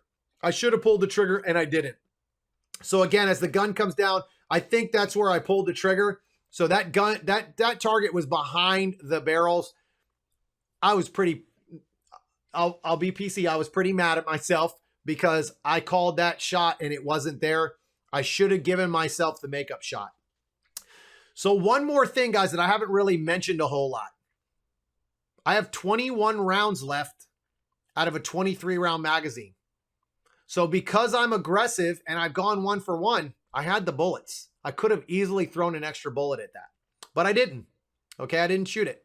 and that cost me Mike there. It's unacceptable. I'm upset about it. It still bothers me, and it's been a couple of weeks since the match, so it'll be something that I definitely fix at another match. That will not happen again. It will not happen again. So finish here again, gun up immediately. So as I come into that position, so I would say I was a little bit slow on the gun on this one. So as I come out of that position, sorry guys, so I back out of that. Now again, one thing that's really big about this stage is I didn't want a 180 here. For whatever reason, this stage really drug you to the left. Like it really make you want to turn your shoulders to the left-hand side, which was kind of where you would get the 180. So you really had to, it just kind of forced you to kind of stay to the right. That's one of the reasons I dropped my hands on this gun, because I didn't want to get close to the 180. So you'll look and see how I kind of put my gun out a little bit so I don't break that 180, because I was focused so much on footwork and movement that I didn't want the gun to be something that I had to think about. I just kind of moved my gun, throw it down there, and just keep it out of the way, downrange, nice and safe, ready to rock and roll. So now I get to the corner, a little slow on the gun up. I would have liked to have had my gun up just a little bit more. But again, I don't think it cost me that much time. But it is things that, those are the little things where you can really make up time without changing anything, without changing your stage plan, without having to be smarter than the other guy, finding some crazy trick. It's little things like that that add up, that are minutes, or not minutes, seconds in a match, right? So I might gain a 0.14 on that one. I might gain a 0.14 in another, and another, and another, and another, and another. And by the time you're done, you're 2-3 seconds faster than everybody else that you're shooting against in 3-4 stages. It's not even you don't even need a whole match to start getting those little victories. Remember, guys, it's the details that make the difference here. So, all right, so I shoot this now, and then I do the controlled lean. That's another thing that I teach on the Insider Circle, guys, is there are such things as when you lean on purpose, you do it in a controlled manner. So my first shot on this barrel, or on this hard lean, I had the dot, I shot it, I hit the alpha dead center. The second shot, I did not have it. I just pulled 2. I didn't wait for the dot to come down, which I had time because I was controlled and I didn't just fall out of bounds, but because I was worried about the procedural. And again, these are all little things. These are all things that you're not like shooting and then going, oh man, I got to watch out for the procedural. But it's something that you've internally put in your mind when you walk stages, because you can get mics or procedurals from not putting it into your stage plan. And we had a couple of guys, actually we had a couple of guys that were, at least one that was a grandmaster that attempted this, and he failed pretty miserably. And it was hilarious. We all laughed. He laughed. I mean, it was not even a really good attempt. He actually walked over and asked us, how did I do? And everybody laughed. I mean, and he goes, that bad, huh? I was like, wait till you see your video. It was actually one of the best moments of the match because it was a really terrible try. He basically ran out of bounds, jumped 2 feet, landed 1 foot shot, landed 1 foot shot. It was a pretty terrible attempt. So we shoot the stage, fall out of bounds, controlled lean, gun. Obviously, I'm not sure if you can see it, but the RO in the background was giving the thumbs up that I didn't have a procedural. So that was good. But my time saved me on that. I mean, again, 5 seconds faster than the other Carry Optics guys. So that saved my butt with the 2 mics. And that was my final stage of the match. So I was lucky enough to win after that. I only won by 2 points, though. I gave away a lot of points between those 4 mics that I had in the match. I gave away a lot of points, but I got lucky, I guess, on those. So, staying aggressive didn't hurt me. So, all right, guys. So now we're on stage 7. Stage 7 is obviously the WSB is wrong, but this was stage 7 here. Standing on X's, loaded gun in holster, wrist below belt, loaded buttstock on belt, muzzle generally down range. Stage procedure, upon start signal, engage targets as they become available from within the shooting area. Scoring is 12 rounds, 60 points, 2 poppers, 5 USPSA, 2 per paper. Stand by.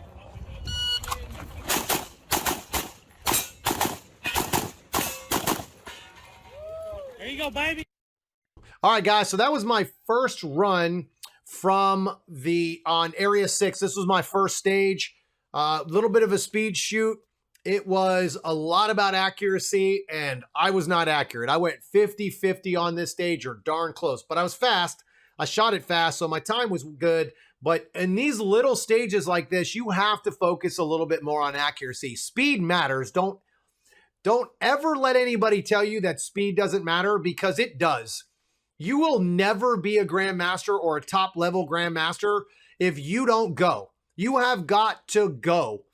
Even in A class, master class especially, there's a lot of master guys that are ripping grandmaster times and scores. So don't let that fool you. Because you're in master, you can make a bunch of mistakes, because you can't. So in A class, these guys are ripping grandmaster times. They're just making a little bit more mistakes than your average grandmaster does, or even your master does. So you have to be accurate. This stage was a lot about accuracy, and I just could not settle the gun down. And I don't know why, because I usually don't have issues like that, but I could not get my gun to just settle down, which is me. It's not the gun. Obviously, the gun's amazing. It's me that couldn't settle the gun. I could not get a good grip this day. This is our first stage of day one. I had multiple bad draws on this day until I finally just calmed down, I guess. I was so hyped up to try my new found speed and my new training that I've discovered. So I kind of got messed up a little bit on that, and I started to settle down. I would say after my second or third stage, then I started to really like, okay, this is what we're doing today. My brain slowed down. Everything kind of started to chill out. So the key to this stage was the center position, okay? The center position, if you didn't hit the right spot, you were going to do a lot of searching and kind of chasing targets and positions and all that. So the key was to really get into that spot kind of quickly, almost ASAP. Like, instead of trying to move and shoot on that first target, it was better to kind of get into position shooting that target and then let it rip. So I ended up with a mic on the first shot that I had to make up. I drove my gun into the zebra part of it, or into the hardcover, as I entered, and I saw it, but I was already on my way to the next target. So I shoot the second target, then go back to the first target, then steel, paper, swinger, back piece of steel, and then the inside target that had a no shoot on it. So let's go through it real quick, and I'll show you what I mean with where I got the mic. So you can see my first shot. Actually, my first shot's the alpha. I can see the hole on the paper. So what I did is I shot the first shot, and then I drove my body and the gun to the right. I didn't track the target with the gun. I just moved my body and tried to use my upper body with the transition, which is what cost me. I didn't turn my body, and I used the gun to transition instead of my upper body.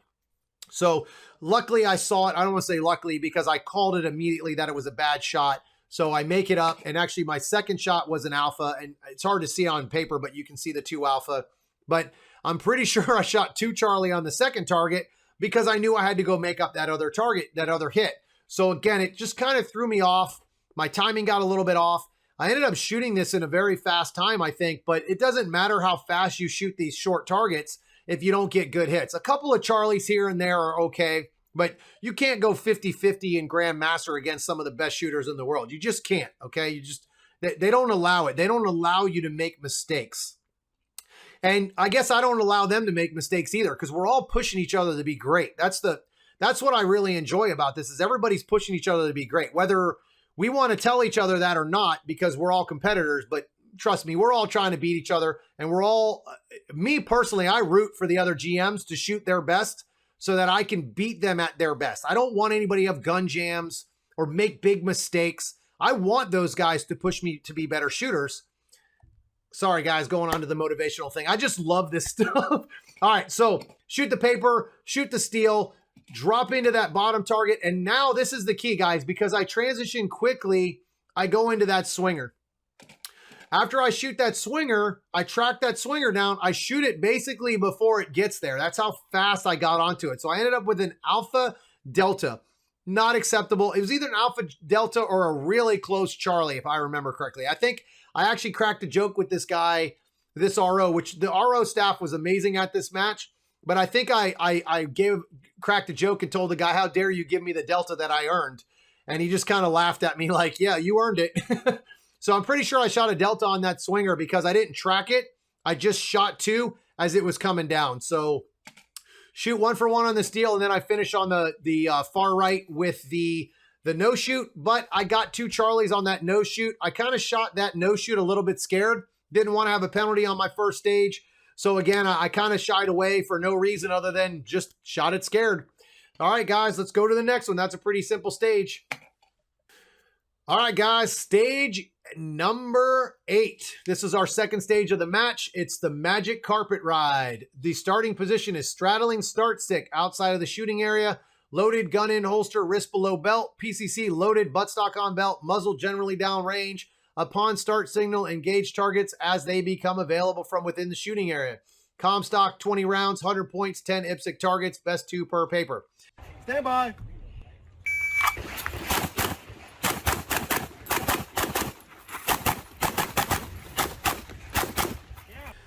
All right, guys, so this is a pretty simple stage. There isn't a whole lot here that you have to do to change anything or do any of that.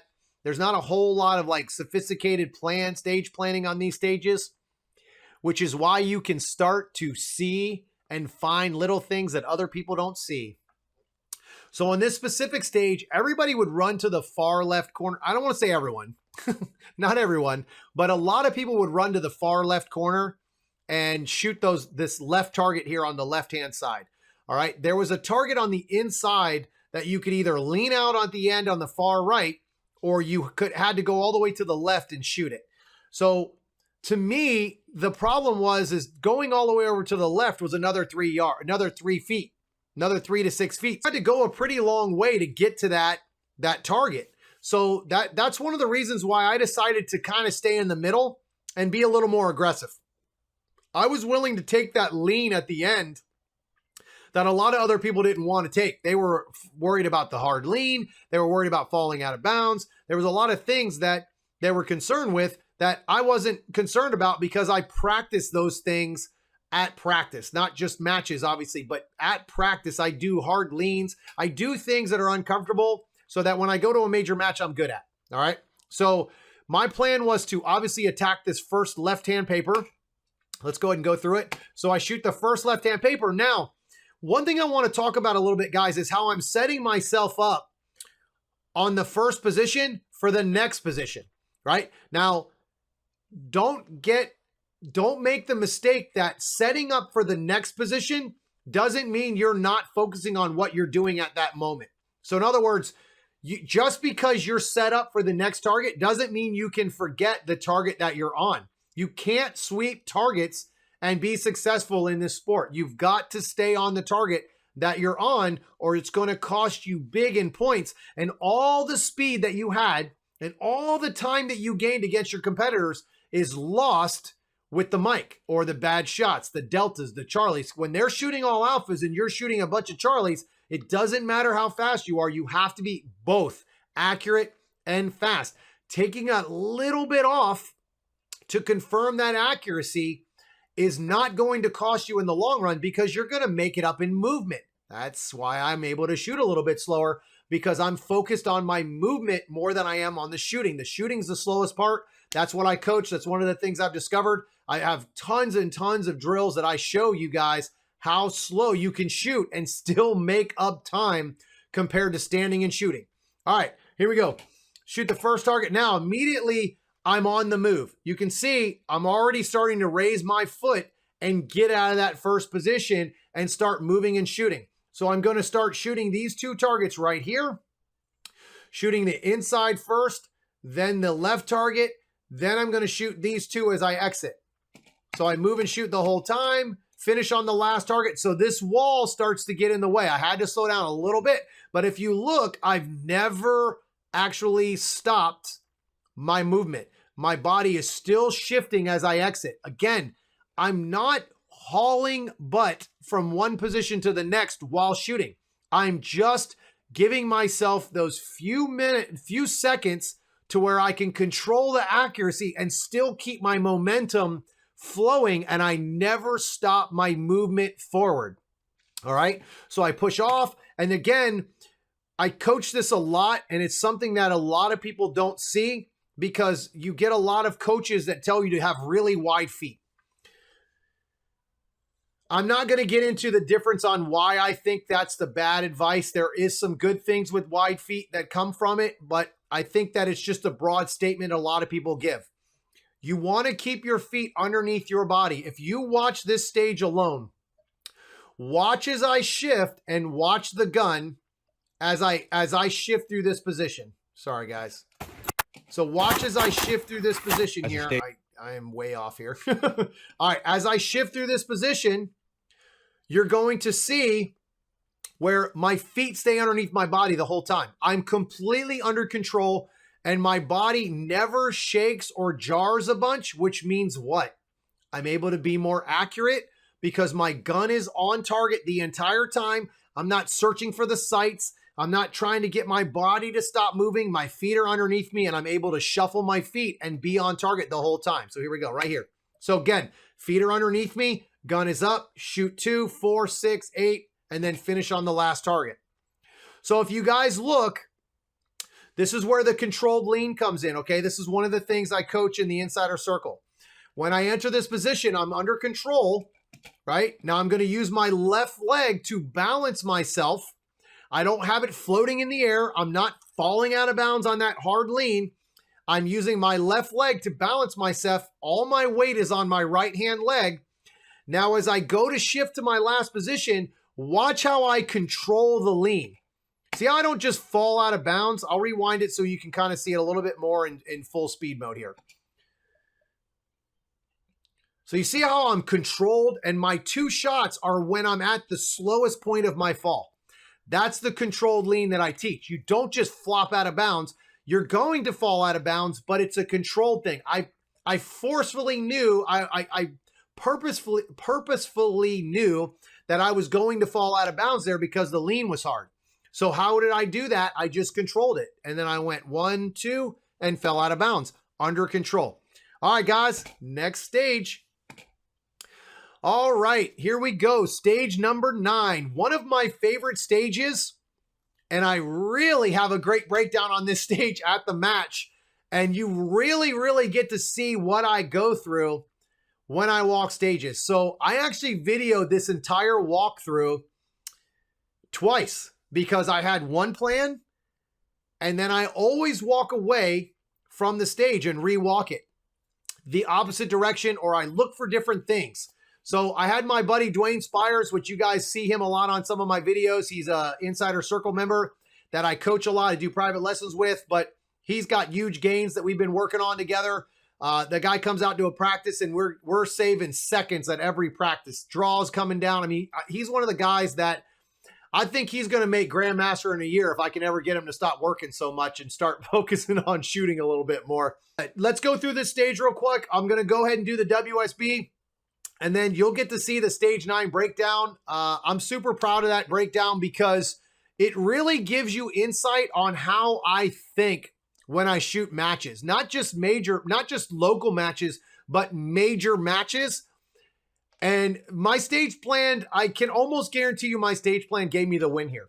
So because I won by 2 seconds and a couple of the guys shot only 2 Charlies, and I think I had 4 or 5, but I was a second to 2 seconds faster. And that's what gave me the win, was the time. So let's go through the stage breakdown real quick and let's get to it. So start position, anywhere in the shooting area. Gun ready condition, loaded gun in holster, wrist below belt. Loaded buttstock, PCC, loaded buttstock on belt, muzzle generally down range. Stage procedure. Upon start, signal engage targets as they become available from within the shooting area. Scoring is Comstock, 32 rounds, 160 points, 16 USPSA targets. Best 2 per paper. All right, guys, let's get to it. Guys, stage 9, area 6. Boom, boom, boom. Just kind of showing you guys the stage real quick. It's a big square with inner targets in there. Targets there, targets here. Zebra, so you got to move all the way around this whole stage. This is actually a really good stage. There's multiple ways to run it, but this is kind of the way we're seeing it. All right. Now let me walk the stage the way I had my original plan. So I am going to shoot the open target, then the hardcover target, and then I'm going to spin, shoot these two. So 2, 4, 6, 8, come around. So I have a total of 2, 4, 6, 8, 10, 12 shots, 14, 16. Going to reload here. Coming up, zebra, open target, open target, open target, open target, zebra, all while staying in bounds. Then finish this target here, and then finish on the last target. That's the stage, guys. I'm gonna walk it the other way now. So I haven't walked it the other direction, so I'm going to walk it the other direction now. I'm gonna try to go the opposite direction and see if it feels any better or feels any different. So see what we have for scores, because I don't like to just decide that the stage plan is going to be whatever it is on the first walkthrough. So I usually walk away a little bit, give myself a few minutes to kind of walk the stage again, but in a different direction, or try to walk it a couple of times to really make sure that I'm not being blinded by walking the stage so many times one way. So, all right, guys, I'll let you know if I'm going to change it. All right, guys, I just rewalked this stage, stage 9, and I'm going to change the plan, and I'm going to show you why. So before I had to go to this corner, and it kind of stops me. So now I'm going to be able to back out on this on the draw. So I'm going to shoot the hardcover, open target, turn, shoot the open target, back out on these two, hardcover, open target, then this guy. Now, if you look, I never have to stop, guys. I'm able to reload as I'm moving forward, take that zebra, take all of this paper. And actually what I think I'm going to do is I'm going to make my transition at the beginning of this stage. So as I transition in, I'm going to shoot that hardcover, and I'm going to skip all 4 of those targets. Take that open target, take the zebra against the barrel, then open, open, open, open, back to this guy, then finish on him. So that's kind of what I think I'm going to do. I'm going to walk it a couple more times, but this corner, so this is part of the reason why I walk stages the way I walk stages. This corner right here made me stop in the middle of the stage. By going right to left, I was able to use this at my draw at a frozen position, just like I was on the left-hand side, but now I actually get to exit on my draw. So I'll be able to exit on my draw. So actually, if you give me a second, I'm gonna have Dwayne video me real quick so I can show you guys the difference with the 2 stage runs. All right, so on my draw, I was going to draw on the open target, then the hardcover, and then spin. But I can't back out here, because if I back out on this target, I'm gonna run into this wall. So now by doing this, I'll be able to turn and shoot this way, back out. Now when I come to this corner is where I lose it. So now I have to completely stop to shoot these targets in the corner. And then I would throw my reload in. So let me show you, if I start in this position, the difference. So now I'm gonna start here, shoot these 2 targets, but I'm gonna back out on the first target, second target there, turn, shoot, shoot, shoot, shoot, finish this, but now I never have to slow down my momentum. From this point on, I'm hauling ass for the rest of the stage. So now I'm gonna take zebra, zebra, open, open, open, open, finish there, and finish on that far right corner of that target. So I was able to move my way into position through this whole stage and never have to stop my momentum on that reload. All right, guys, that is stage number 9 on Area 6. Bye.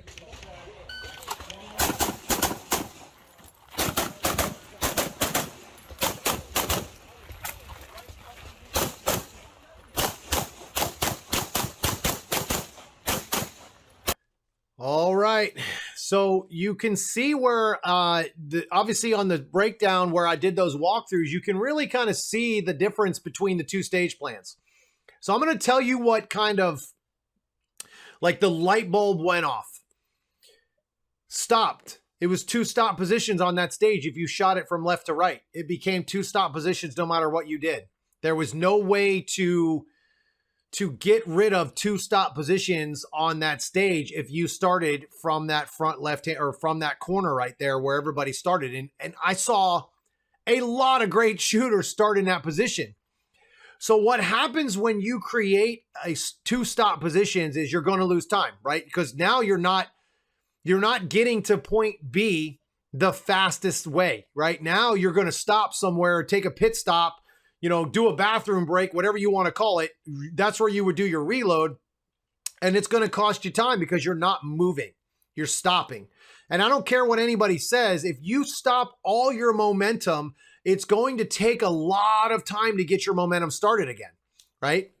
And also when you stop, you tend to shoot faster. So what I see all the time is guys will run as hard as they can to a position and just start hosing targets. This stage is a great example. They just start ripping targets because they're wide open, they're close, and just ba ba ba ba ba ba ba ba ba. So what happens when you run to a position and you hose it down? You have bad hits. Your accuracy goes down because your speed goes up with the gun. Remember what I say. Remember what I'm talking about right now in this video, and I've mentioned it a couple times already. The shooting is the slowest part of this sport. It's the slowest part of the sport. The problem is you visually don't look at anything else when you watch people run stages. You hear the guns going bang, bang, bang, and you're ripping, right? You got guys out there that are just putting crazy splits down with PCCs, crazy splits with open guns. You have to remember that those guns don't move. They're sitting flat. They're not moving. Their trigger prep is phenomenal. They're pulling the trigger when the gun lands. They're doing the other things that have nothing to do with shooting fast, right? The biggest thing about shooting on the move is you can slow down your shooting because you're gaining distance while you're shooting. That's a big thing that people don't pay attention to. That's why I move and shoot on everything. I hope to be one of those guys in the future of this sport that everyone mentions my name and says, Tom Castro changed this sport because he refused to stop. I really do. I want people to see how much different. You don't have to shoot fast when you move and shoot. It can be one step, one shot, one step, one shot, and you're going to be faster than your average competition. Now, as you get up to Grandmaster, guys, things change a little bit up there. Gun skills start to matter. All of the stuff that non-shooting stuff matters even more. The footwork, the movement, the hip placement, all that stuff starts to matter. But if you start to do that as a B class or a C class shooter, you are going to just absolutely have such a ridiculous base to work off of that you're going to crush it when you get to GM. It will no longer be a paper GM. You will have the fundamentals to start winning matches against other GMs. It's just something that as I coach, the more people I coach and the more they take the coaching that I teach them on these fundamentals, it changes their fundamental shooting and it changes the way they start to think. And now it's, I can do anything. You can do anything when you start to believe in yourself and you start to really practice these things that I'm talking about. So in this stage, it really shines on what I'm talking about. So now, because I chose to start from right to left, I had one single stop position, not two. What is two stop positions really equal in time? Well, I'm going to tell you. I'm going to tell you what it matters. It's not a numbers thing. It's not just a numbers thing. Do you know how many targets that I shot on the move compared to my competitors when this beep went off? So let's see. I had the zebra target at the beginning, or the hardcover target at the beginning that I couldn't move on. I moved on the second target, and let's go through the stage. Here we go. So the only reason I didn't move farther on the second target is because I had a mic on my draw. Again, bad draw day. Couldn't seem to get my draw to work until I was 3-4 stages in. It was driving me crazy. So I make up that shot on the zebra. Now watch. I move on every single target for the rest of the stage. So I shoot 2, 4, 6, 8. So right now, I have shot 1, 2, 3, 4, 5, 6 targets on the move. Okay? If I was to stand to the left where everybody else started, they would shoot the 2 left and then 1 far back away. So there was a target that was on the back left, which you'll see as I go through, that everybody shot from the back for some reason. I didn't understand why they were choosing that, but they felt like it saved them from having to walk farther in the front. So remember what I said, get closer to the targets. You aim less, you're more accurate, you're going to shoot faster because your brain doesn't slow you down. You're used to shooting fast on close targets. The farther targets, your brain doesn't know what you're doing. Unless you practice it on a regular basis, it's going to slow you down. Remember, guys, the brain controls what you do. It is the computer. If you put something in there that it's not used to, it's going to consider it a virus. That's this case in these longer targets. So as I come around, I'm shooting everything on the move. Look at the flow. I've never stopped moving forward. So I fumbled my reload here a little bit, and I didn't drop the mag. I just didn't squeeze it for whatever reason. I just wasn't 100% focused on the reload. I was trying to get to the next position faster. That's one of the things I've actually worked on since this match is over now. I fixed that at a lot of practices. So I grabbed the reload, finished the reload immediately. Now, if you look, I'm already about 10 yards into this stage forward, right? Not 10 yards, I'm sorry, about 10 feet in after the reload. So now I never have to leave out of bounds. The inbounds, I'm always shooting. Now listen or watch how slow I actually shoot this, but I'm still faster than everybody else that I shot against. That's the difference. That was what I was able to do here, is I was able to stay aggressive, but at a slower pace. So by my stage planning alone, I was able to score points on the move and shoot slower. That's why stage planning is so important. All right, here we go. Shoot the back left. Now, if you look, I took my time on that back left target. I don't want any penalties there. I can't have mics on these stages. So I take my time on that zebra, or on the tuxedo, or yes, zebra, I'm sorry. That hardcover target isn't worth getting mics from. So I'm going to make sure that I'm seeing those hits. Now, I didn't slow down. I didn't slow my movement down. I didn't actually shoot any slower. I just made sure I had 2 confirmed good hits. I'm staring at that paper. It's alpha, alpha, move on. So now, shoot to my right. I immediately transition to my far right. A lot of guys didn't transition to the right here. They stayed on the open paper. I'm going to go a little bit farther forward so you can kind of see. So right now where I'm standing, if I would have started on the open paper to my left, okay, this paper right here, if I would have started from here and went from left to right, all right, I would have ran out of time to shoot that paper on the far right behind the barrel. So right about here, I'm starting to lose all of the alpha zone. I'm starting to get only like the line and the Charlies.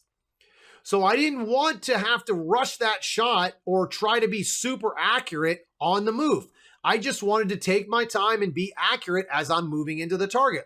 So I took the transition at the beginning to eliminate a target that is, if I move forward, it disappears. So now it's no longer a rush target. I took my time, had good accurate hits, but I still shot moving, and I shot moving the entire time. So I'm gaining distance to the end of the stage.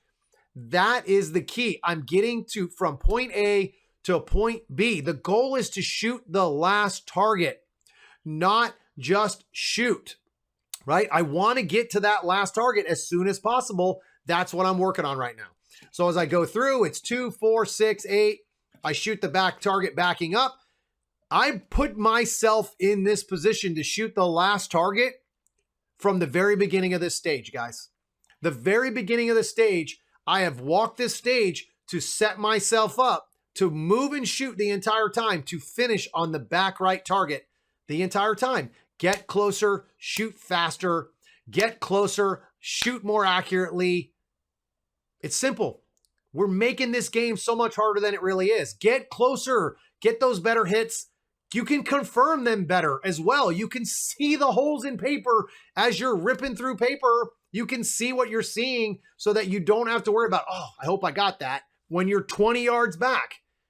Get closer, be more accurate, be faster, move and shoot the entire time. Sounds really simple, doesn't it? All right, guys. So I shoot that last target. Now, one more thing before I walk off this stage or we move from this stage. I just want to point out how on my last target, I don't rush. All right. That target had hardcover on the left-hand side of it, and it was jammed up against that hardcover barrel. So it was a little bit hard to see where your accuracy was on that target. So I took a little more time and made sure my body settled before I shot those 2 shots. All right. That's a key on the last target. Now, I'm not telling you to go to the last target and go 1, 2.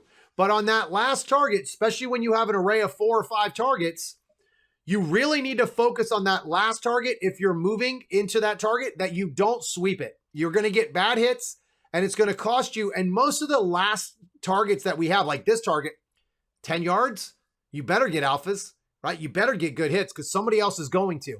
So that was one of the things I wanted to bring up on this stage, that I settled down, made sure my last shot, bop, bop, and nice clean hits, no penalties on this stage. And I ended up winning a high overall on Carry Optics. So here we go.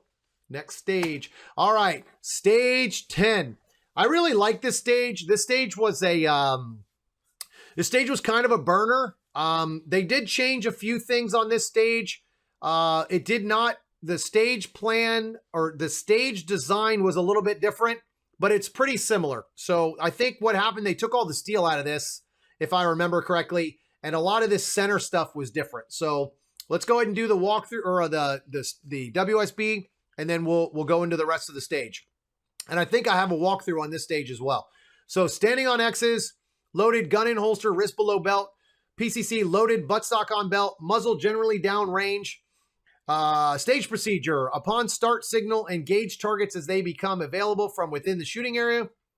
Stage procedure: upon start signal, engage targets as they become available from within the shooting area. Scoring is Comstock, 30 rounds, 150 points, targets 2 poppers. So we get rid of those. And actually, I'm pretty sure the round count's different here too. So it's 2 per paper, no steel at all. And they started on the X. So let's go ahead and go through the walkthrough here. All right, guys, stage 10, here we go. So you're gonna start on the X's. Let me give you guys a quick walkthrough here, kind of show what you gotta do. You got some barrels. Everything's kind of really tight on this stage. It's kind of nice, kind of something a little bit different on this stage compared to the others. So obviously fault line's gonna be in an L shape. A little bit of feel of that, just to kind of give you a quick outside visual of when you walk up to the stage. So you're gonna start on the X. Gonna draw on the low target, open target, then the headshot, moving out. Now, here's the key, guys. I'm gonna stay up against this wall. I have to stop for these two. So I'm gonna shoot inside, out, but I have to stop here. So now by staying against this left wall, I'm able to shoot the inside target sooner. So now I can shoot inside, no shoot, then this open target. And now that's gonna throw me into the reload, which it will take me into the right side, 2, 4, 6, 8, 10. Then it's gonna give me an opportunity to move into this last position, 2, 4, 6. That is stage 10, guys. Pretty simple. Stand by.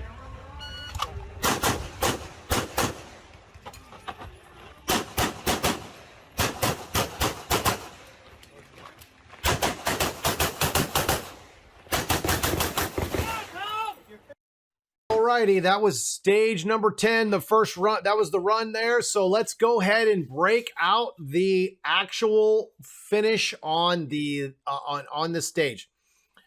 All right, guys, so let's break down this stage. This is stage 10. So one of the things that I had a couple of questions about while we were shooting at this match on this stage from some of my squad mates and some of my really good friends that I shoot with, they asked me why I started on the body and not the headshot. And the reason why is because I can't exit on this target. There's no way to exit because you're so jammed up against this barrel and that wall, you can't actually exit and actually leave on the target. All right. There was no way to do that. So what I wanted to do was have an aggressive first shot and be aggressive on the open paper and not have to worry about my accuracy. And what I mean by accuracy, obviously I want to be accurate and be at the alphas, but I didn't have to worry about precision accuracy on the headshots. Okay. Because that was a big thing for me is I didn't want any penalties. I mean, I don't shoot to not shoot penalties. Let me clarify that. I don't shoot to not shoot penalties. I just shoot. Those no shoots and the hard covers, they're not there to me. I don't see them. And the reason I say that is, and I'll bring this up, and I want you guys to start thinking about this when you walk stages and you start shooting these matches. Have you ever looked at the target and intentionally shot a Charlie or a Delta on an open target that wasn't that hard? Have you ever done that? Why would you start shooting at the no shoot now? Why not just aim at the A like you would any other time? That's a big thing to me that I see a lot is people see that no shoot and say, oh man, a penalty. I might get a penalty. Why aim there? Start focusing on the fundamentals and the importance of that shot while you're shooting or while you're walking stages. So when you walk that stage, pick up that gun in your mind, hold that grip, grab that gun, and while you're walking stages, start squeezing that grip and trigger prepping. Start feeling that trigger pull and see that hit, see those dots or those iron sights and see the shots into the targets before you even pull the trigger. That way, when you come there, you subconsciously have already shot 2 alphas in the head or 2 alphas in the A zone above that very hard, close no shoot. You're not even getting close to the no shoot because you've already shot it 1,000 times, right? So that's kind of how I attack no shoot. So on this specific stage, I wanted to rip my draw and be aggressive. The only thing that kind of got me a little bit on this is I came off that draw and I didn't have a terrible grip. I had a pretty good grip, but when I transitioned up, I gave I jumped way above the head. I mean, I was probably 3 inches above the head and I had no brown at all and I pulled the trigger. So you can kind of hear that gap where I had to wait and bring my gun back down. And it was really funny because I was joking around with the ROs. I asked them legitimately if they could change the target. I was the first shooter, if they could change the headshot. Because it was hard for me to kind of see the A zone with all the pacers on it, but it wasn't shot out. It was just more of a personal preference. And they were like, no, it's okay. We can still score it. And I was good with it. Those guys were awesome. Honestly, the ROs at this match were really great. We had some really, really good ROs at the match, at least for me personally. So these guys were really great. I asked them if they could do it. They didn't think they needed it. And that was perfectly fine. They at least gave me the option and looked at it and gave me the option or gave me the opportunity to ask. They listened to what I asked for and then they said they didn't need it. That was fine with me. It was just something that I would hope that would change, but it didn't affect it because the joke that I made with them was that's fine. I'll just shoot the top left and the top right of the alpha that have no pasters so that I can see what I shot. I'll be damned if I didn't hit the top left and the top right of that box. And we were dying laughing afterwards that I actually did that. It wasn't intentional. It just happened to happen when it did. And honestly, I wouldn't be surprised if it was because I subconsciously said I'm going to shoot the top left and the top right of the alpha box. I mean, it was the only place there wasn't a paster in the A, and I hit the 2 open spots. So that was actually kind of funny. But so the reason I left on the headshot is because I couldn't back out and really leave on the open target anyway. So let's go through this. So you'll see that little delay where I didn't have the head. So I fix it. Now, here's one of the big things about my exit from this. I had already planned the way I was standing that I was going to step back a little bit. All right. It's something that it's kind of a trick that I've learned. When you're in a tight spot, you don't have to back out. And if I remember correctly, I don't really back out of this position. But what I do is I set my footwork up. If you look, I don't step to my right. I step back and then to my right. So as I exit, it clears the barrels, but I'm still going the direction I want to go. So you'll see right here as I leave, see how I back out with my right shoulder and it clears my left shoulder from that position. Then if you watch, look what I'm looking at. I'm not looking at the ground. I'm not looking at the barrels. I'm looking at the next set of targets on the exit. I'm looking to see what I'm going to shoot on the next target. Look at my right foot here, how that is my push off to push me to the left because I need to go down that alley. So here we go. So you see how I push off with my right foot? So I'm going to bring my feet underneath my body. Sorry, guys, moving past this a little bit too far here. All right, here we go. Sorry. So as I push off, I'm going to have my feet set up. So I do see how my feet are underneath my body? I never really get too far away from underneath my body. So I do a couple of little chop steps there, set myself back up. Now watch my right foot here and how I use my right foot to push off. So I'm using my right foot from my last target to push off. I'm not using the left foot. I'm not using my left leg. I'm using my power leg. See? So I'm going to use that right foot to accelerate me to the next target. The other thing is look where I'm standing. I'm on the left side of that walk path that I talked about in the walkthrough. I'm on the left-hand side, so I can start attacking those back left targets before anybody else. So now I shoot the left. I actually shoot the left target instead of the inside target like I originally planned. And then I slow down a little bit for the no shoot just to make sure, because the movement there was really choppy. I exploded out of a position, open to an open target, and now I'm like, all right, you got to slow down and chill a little bit, because if you don't, you're guaranteed to edge one of those no shoots. So I slow down a little bit, not on my actual shooting though. What I do is I slow down my footwork, and it forces me to shoot one shot between steps. So it was 2 shots, but 2 steps, not just bop. So 2 shots, 2 steps that way. And I shorten my footwork, so I'm not taking these big giant steps so the gun's landing and dropping on the ground. I just take my time, control it right there. There's spaces where you have to slow down a little bit just to become a little more accurate, but you never have to stop. Everybody's going to tell you that you have to stop to be accurate. You don't. You do not have to do that. All right, so now we're moving into the next position here, and this is where I come from the reload. I have a couple of things that I want to talk about with this reload. So my reload's good. I'm dropping it exactly. As soon as I drop that second shot into the target, I immediately focus on that reload. All right. And you can really tell because my magazines are falling at my feet before I've even left that position.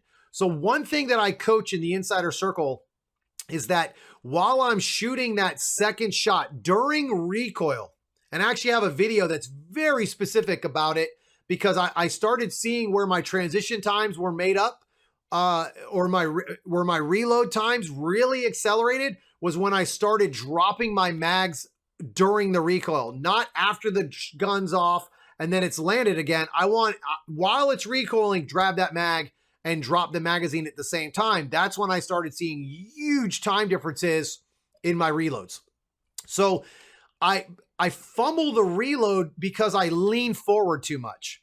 So that's something that I've worked on before Area 6. I was really struggling with the reloads. I was leaning way forward and grabbing my magazines, and that's where I was constantly having issues with getting jammed up in the mags, or in my mag pouches. So I did it a little bit here, so it cost me a little bit of time on the mag grab. But again, I straightened up. I was able to fix it during. So like right now, if I would have had a perfect reload, I would have been shooting right now. So if you watch where I'm standing here, I would have had if I would have hit that reload where I wanted to, I would have already been shooting and probably saved a second on this stage. So now, and this is what I talked about earlier, now that I have messed up my reload, now I go into psycho shooting mode and just start railing the trigger. And the problem is I'm shooting or ready to shoot before the gun is, because I'm seeing it that well right now. My training has been picked up. I'm really working hard on my focus on when to pull the trigger prep. I'm trigger prepping so much faster than I did before because it's something I started paying attention to. I started realizing like the gun doesn't have to stop. The gun just comes down, lands, and it's time to go again, as long as your fundamentals are strong. So, which is another thing I talk about a lot in the insider circle, is the fundamentals. I mean, even though I'm shooting fast, it's because of fundamentals. I teach fundamentals at ridiculous speeds, ludicrous speeds, as they say in some of the movies that I watch. But it's crazy. It's crazy how the fundamentals, no matter what they teach you, is what you have to go back to. It's the most important thing that I teach is the fundamentals. So I do a base of fundamentals, and then I work all my drills off of those fundamentals and speed, and I teach you guys how to go fast in that group. So, all right, so I finished the reload, so you can kind of see where I'm a little rushed here now. So I got the gun up, grab it real quick, start shooting. So it's 2, 4, 6, 8. And another thing, because the reload failed, this is why I tell you guys shooting is the slowest part. So let's go back here. Now, because it took me so long to finish the reload, I have to stop. I mean, I have to stop because if I don't stop, I'm going to run past the targets. I have a couple of different things that can happen. I could 180. I could run into that wall. I could have Charlies, Deltas, and Mikes. So, well, let's rephrase that because I had plenty of Charlies. But I would have Deltas and Mikes on this stage. I think I ended up with 2 Deltas. And the worst part is the Delta was on that target right there that I'm entering on right now because I was in such a rush to get the gun up because I knew I lost time during the reload. So here we go. Shoot. Now, see how I just stopped there because if I don't stop, I would have outran the position. So I get to the last position. Now, again, if you watch on this specific one, I actually side shuffle over. That's something that I haven't talked a lot about. There wasn't a lot of stages I could show it. I've added that to my repertoire. I've added that to my shooting for sure now.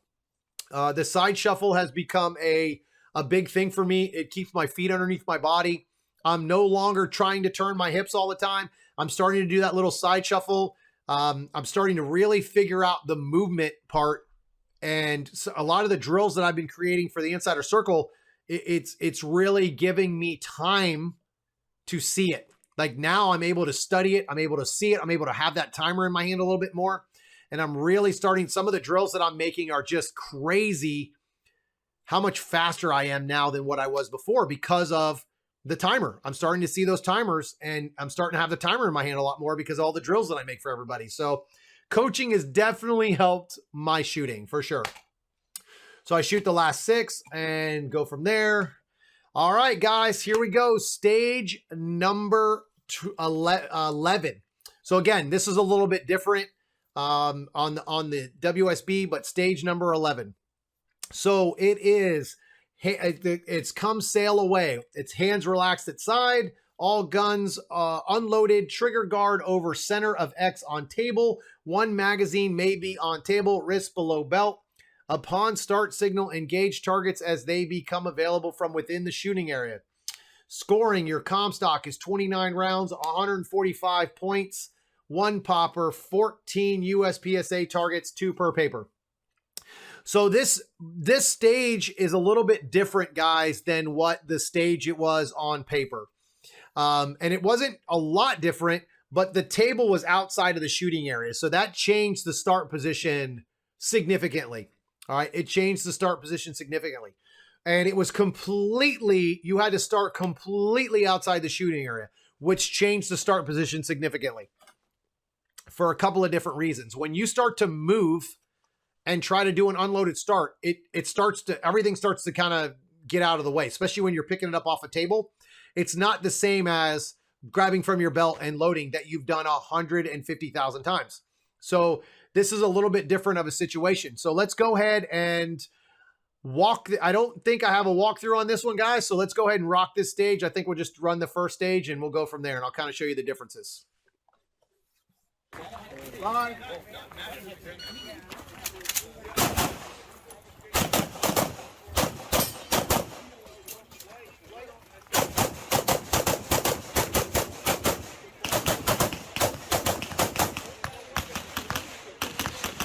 All right, guys, so you are going to see something where I completely ran this different than every single other shooter. I don't know if anybody else followed me at the end here. I'm not 100% sure, but I know I definitely ran it different than everybody else. And I kind of put this one in my back pocket. I didn't really tell a whole lot of people, but I kept this one in my back pocket for sure. I saw something that I don't think anybody else saw. And I'm pretty sure, I think it held up. I was second overall in this stage combined. I think the only other guy beat me was PCC guy, Leo Grandis, which that guy's absolutely out of this world right now with that gun. He is ripping it. So congratulations to him. I don't know if he'll ever see this, but congratulations to him on the high overall. Beating everyone with a PCC in this match. High overall, totally high overall compared to everybody else with even beat out the open guys. It's pretty impressive, man. That's hard to do with minor. So even though it's a PCC, I know you haters out there. So this stage here where I made the difference in the stage plan for me was I got out of the first position faster than anybody else. And the reason that is because I decided to have a stop position at the end instead of the beginning. So the thing with this stage was you were unloaded outside of the shooting area. and everybody would shoot the targets that were in the back here because they didn't see this window. Okay, so I leaned through a window that you had to be tall to do it. I will tell you, a couple of my friends that I shoot with aren't as tall as I am, and they couldn't see it. They couldn't even reach it. I don't think you could shoot that with a PCC, especially with a big stick. There's really no way to reach that. It would be very difficult to get the gun through without hitting the mag, which I think would just cost you more time. So I don't know if it was really worth the effort for those guys. And we had a couple PCC guys that, you know, they were like, no way, I don't think I can do it. And I think that's the best stage plan you could have, is if you don't have confidence in doing it, sometimes, because I think a lot of people talk themselves out of things that they have the ability to do, but they're afraid to mess up. But if you truly don't have the ability to do it, then you shouldn't do it. So in other words, this case is, even though it was worth it to me because I knew I could be successful, it was still a risk. I still had to hit the position, hit the window perfectly, and still hit accurately and not hit the barrel on the reach out around that barrel. So there's a couple of big things that were key on this stage, and it was decisions that I made that changed this stage for me. On this stage, I was able to rack that round or reload my gun before I even stepped in bounds with my second foot. So the unloaded start was really, really important. And I'm going to tell you guys a little secret that I don't think anybody was really paying attention to on my squad that I shoot with. And this is where I hope, or that I feel like I separate myself from everybody else. The work is never done. All right, the work is never done. It's just the way it's the way I am. You're never good enough. You're always can get better. You can always get better, especially in this sport. Oh man, this sport humbles me on a regular basis. I mean, all the time. And I think that's why I keep coming back for it, because it's just constantly a battle to get better, to get that last 0.10 seconds. You know, you name it, I want it. I want to get better. I want to be one of the best. That's just how I think as a competitor. And I think that's what makes all the other GMs so good, is because they want the same thing. So I went over to the safe table before this stage, and we probably had, I don't know, a half an hour before it was even time to shoot the darn thing. Or I wouldn't say that long. I'd say about 15 minutes, because those guys, this match ran on time. It was really, really great for us. So 15 minutes before it was our turn to shoot. And I think I was the last shooter on this stage. That's how I had so much time. And because we didn't have to pace, I didn't have to worry about anything but shooting. That was a little bit different than usual. Usually I'm real big on working. I grab a paster. I mean, instantly go grab pasters after I reload and get to work. I just, I feel like you should work in this sport if you're going to participate. It's a volunteer sport. Go do something to help your teammates, your fellow competitors. Don't be that guy who sits on his butt and doesn't help pace. Sorry, just a little rant there. So I went over to the safe table with a couple of empty mags, and I practiced this about 30 times. So I just wanted to make sure I had the details down on the reload. I didn't want to rush it, but I didn't want to take my time. So I really wanted to make sure that I had a good mag grab, a good pistol grab, and that I actually watched the reload in and finished and racked. That was a big thing for me, because sometimes I get in such a rush. While I'm reloading, I look up, and it cost me big. So I really stayed down on that gun. It's just like a golf swing, guys. When you swing a golf club, if you've ever played golf, if you look up to see where that shot is, it's definitely not down the middle. Same thing with archery. When you're holding that bow and you're locked in on that arrow and you're locked in on that target, if you pull that string and then you look before the bow falls, that arrow is nowhere near that X that you want to hit. So keep your eye on the prize. That's what I call. So shoot that. And the big thing about my stage plan is I'm out the door before everybody else. I have already left the first position, and I'm 8 feet farther than my fellow competitors with my stage plan. All right, so here we go. So I shoot that backing up. So I enter in on this target, and the only thing that I would say that I would change on this stage, I would have liked to have been a little more aggressive on the second target, that low target. But if you notice, I think right now I'm shooting that bottom target. And I think this cost me a little bit of time, probably close to a second, I would say, because I wasn't aggressive on that like I was on other targets at this match. I didn't want to have a mic on that because I felt like that was the kind of the trap target for me, because there was a piece of steel that was in the back left-hand corner that you didn't want to forget, right? Or miss. You wanted to go 1 for 1 on that. It was a target that if you miss, you were going to spend a little bit of time making it up, and you didn't want that. So I wanted to make sure I was settled on this target on the first array to set myself up for that piece of steel. So I shoot the top. I end up missing the steel one time, and then I shoot a makeup shot, finish on the paper in the back, and then I instantly throw my reload. Now, if you look, you see how that magazine isn't in front of me anymore? That magazine's back there where I left. That's the key, guys. I do everything but the shooting fast. So I've already reloaded. Let me rewind this. I want you to really pay attention to this. This is where it's big time, guys. This is where you start to change your shooting. This is what I coach all the time on my Insider Circle. So as I leave, look, I'm dropping the mag right now. You can see the gun over the RO shoulder. That mag drop is happening right now as I'm leaving on my first step. All right, as I'm leaving on my first step. So my priority isn't leaving anymore. My priority is reloading. The exit is going to happen naturally. So the priority went from alpha, reload, right? Not alpha, let the gun come down, take 5, 6 steps, then figure out the reload. It's alpha, reload. All in, that target is an alpha, reload, not alpha, run. It's alpha, reload.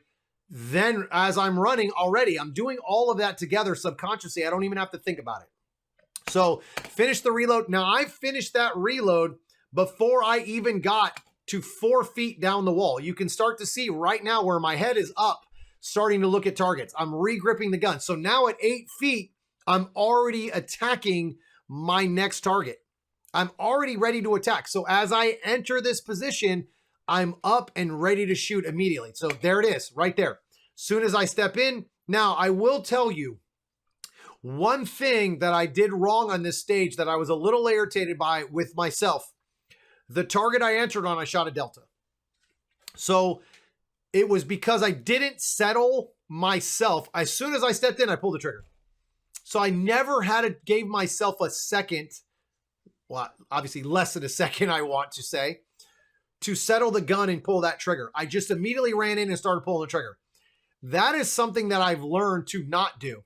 So when I do it, I get very frustrated with myself because I've had to stop doing it. I was shooting a lot of deltas. As I've gone faster, I've cleaned up my deltas and my mics. I'm not shooting them anymore. Well, I still shoot them, but I don't shoot them regularly. It's got to be something that I've got to earn a mic. That's the way I look at it. I'm okay if I shoot a mic, but I better earn it. It better be for a really, really good reason, not some cheap, not something cheap. Like this right here is a cheap Delta. I had plenty of time, right? I'm already faster because I have a different stage plan. At least that's what I think in my mind when I make these stage plans.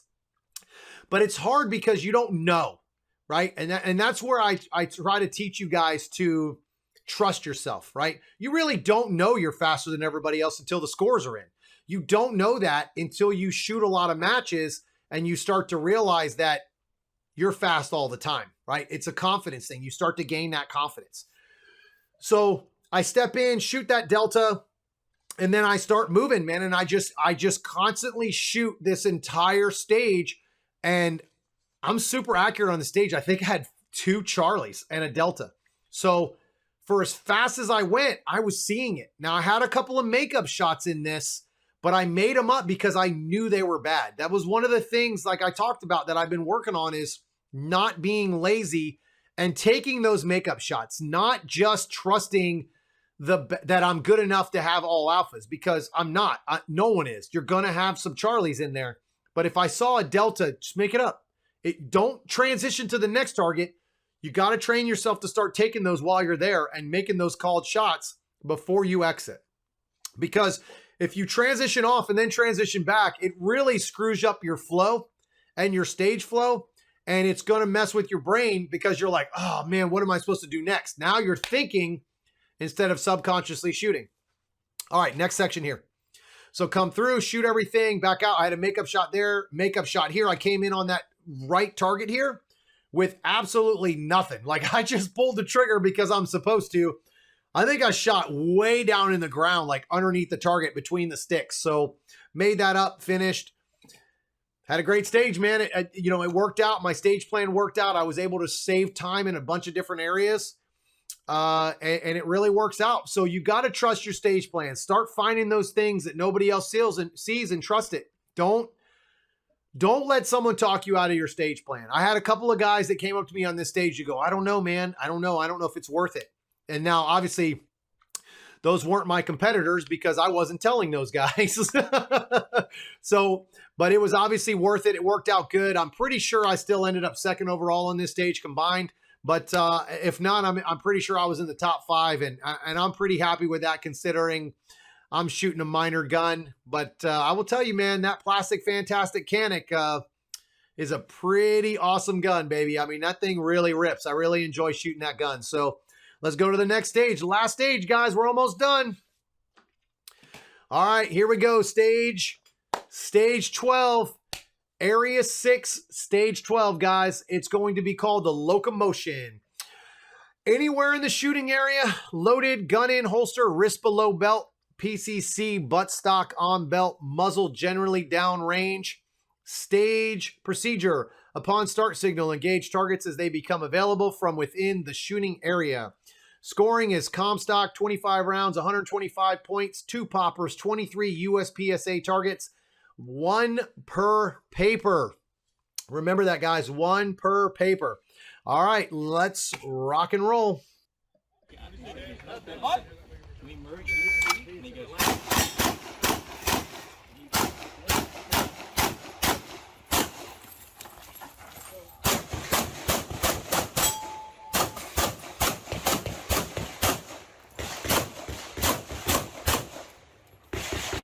All right, guys, here we go. So our final stage of Area 6 breakdown.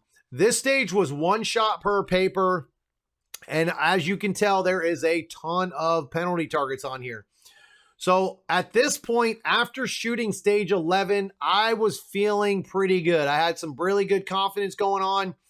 My grip issues had been figured out from stage, after stage 9, I did 10, 11, and 12, all with really good draws. I made sure I focused a little bit more on the fundamentals of my draw at speed.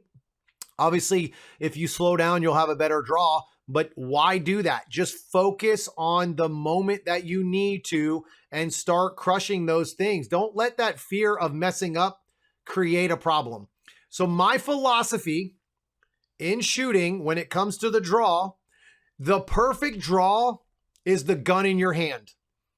Too many people worry about that terrible grip, that bad draw, that, oh man, if I rip it, if I go for that fast draw and I have a bad draw, it's going to screw up my whole stage. Fix it. Fix it while you're drawing it. Fix it when after you've shot those first few targets. Fix your grip. You have to make it something that's important to yourself to fix it. I don't know how many stages that I've had where I've actually fixed my grip in the middle of the stage while I'm shooting. So I shoot 2. As I transition, I fix my grip. All right. It's just, you have to do it. Most people just go, oh, I just hold on to the crappy grip the whole time and just hold on and hope I get good hits. Fix it. Take that little extra time to fix it, because if you do, you're going to shoot better. You're going to be more accurate, and you're going to be able to shoot faster when you fix your grip instead of screwing around with a bad grip the whole time.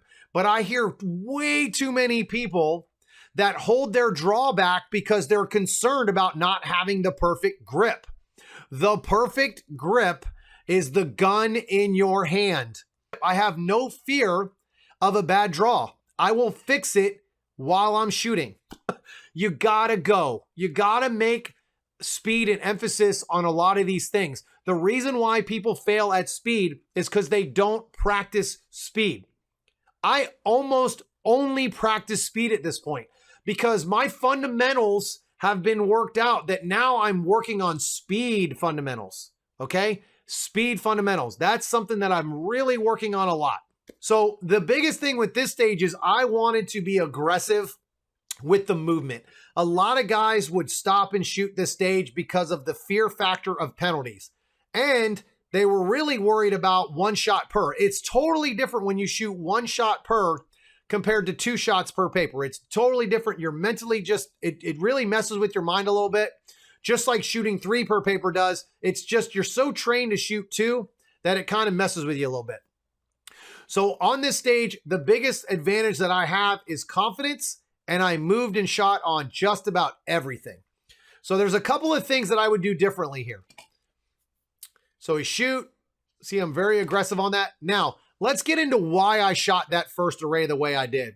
I went from right to left and shot it so that I came around in a C shape, okay?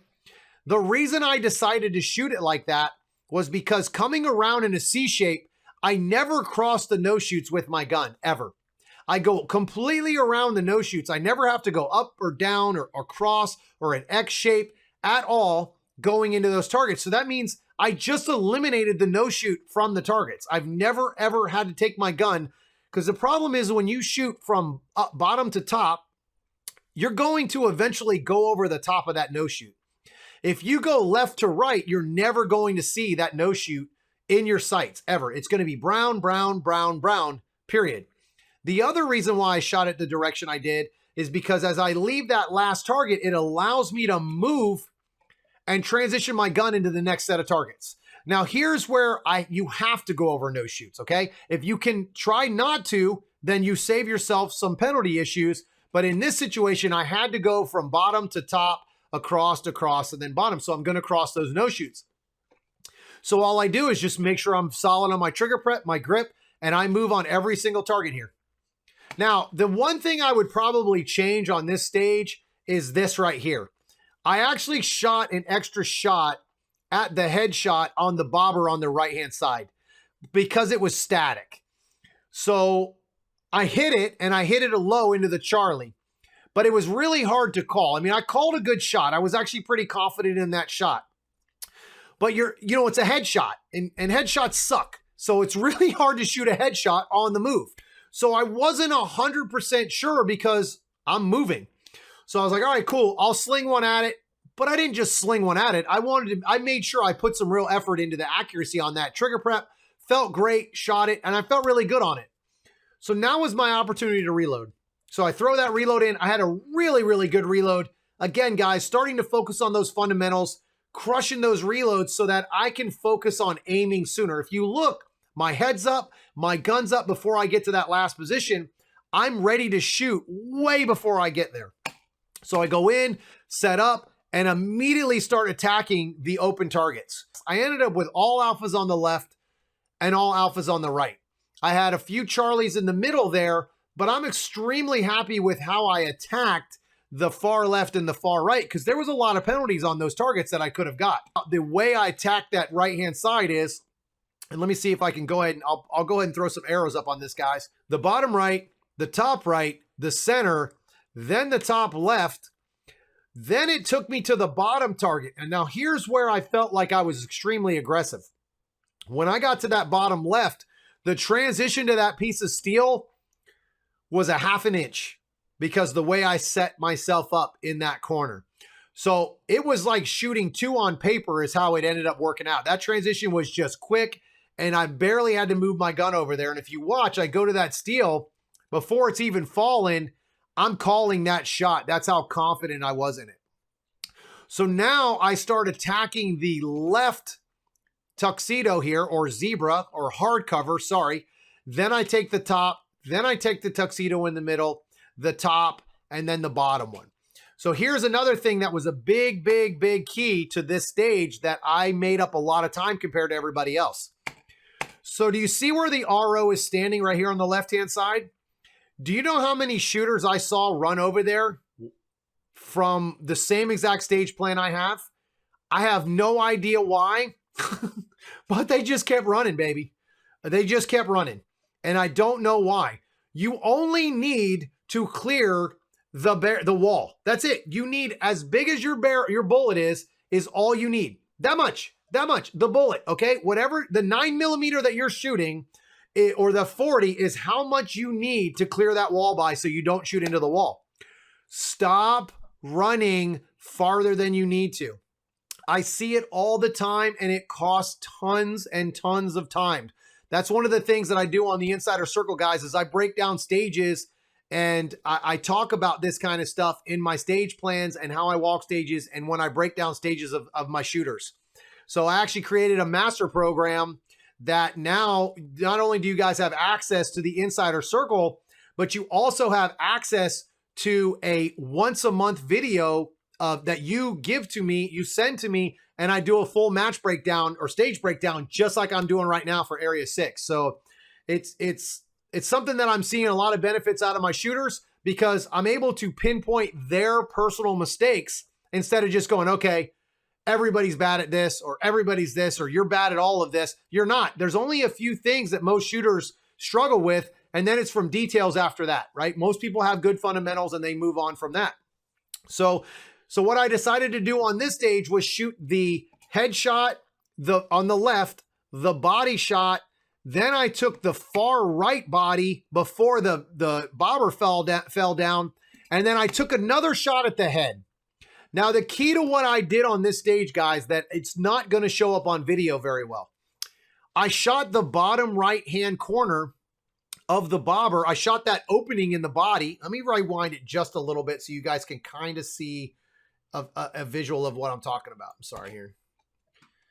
The rewind on this is just not great. So let's get past that. And then right here. So I shot this section of the target while it was high, because once it disappears, now I'm forced to wait on it. That means I don't control it anymore. So I shoot this as it's coming down, and then I don't move my gun anymore. I let the head come down to that position, and now I'm shooting a static headshot. That is one of the things that I would have changed. I wouldn't have taken that extra shot on the headshot while it was static and while I was running. I would have just ran, finished the reload, and done everything else and shot it exactly the same way. So that was really the only thing that I would have changed on the stage. I don't think I could have changed a whole lot more. Maybe a little more accuracy would have been nice on those. On that right array, I think this right side here that's directly in front of me, I had a few Charlies in there because I was staying away from penalties. But again, on the move, sometimes you get a few more Charlies, but 15 seconds compared to most guys were running this in 20 seconds compared to me. So I'll take that all day long with a few extra Charlies. All right, guys, so that was Area 6. I really enjoy making these videos, so hopefully you guys learned a bunch from this. If you have any questions, don't hesitate to ask me or hit me up in the comments. The other thing is, guys, if you're really interested in taking your training to the next level, hit me up on the TCSA Insider Circle. I'm going to go ahead and post a link with this video so you guys can get into that group. I have such an amazing group of shooters already in there, and it's growing every single week. I mean, I actually have created a homework section to where you post 3 videos a month. Those 3 videos, I find one single thing that you need to work on and improve on. And then you attack that one single thing instead of just trying to throw everything at you at once. I try to make sure that you're working on one thing at a time and that you're held accountable for those videos or for that work that you're going to put in. The other thing that I have in there is I do a ton of mental stuff, guys. I really talk about my mindset, how to attack stages, how to be prepared before you get to a match, during the match, after the match, all these different things that a lot of people don't touch on. The mental is so important in this sport, and it's one of the things that's overlooked. The other things I started doing, guys, is I created a workout program for the Insider Circle members. I created a Break It Down Friday where I go through videos and I talk about breaking down stages. I talk about breaking down drills. I started low round count drills. There is just so much information in there, and I have hundreds and hundreds of videos in the archives. Don't let me forget to tell you that I create 3 new videos every single week on top of what's already in there. So don't forget, don't hesitate to hit that link. Get your 2-week free trial and start crushing your competition. They'll never see it happen. All of a sudden, you're going to be standing on that podium winning trophies, and you'll all know where it came from, baby. I love this. I love this stuff. I love shooting. I love what we're doing. I hope to make you better. I can't wait to see you in the Insider Circle, and I'll see you guys on the range.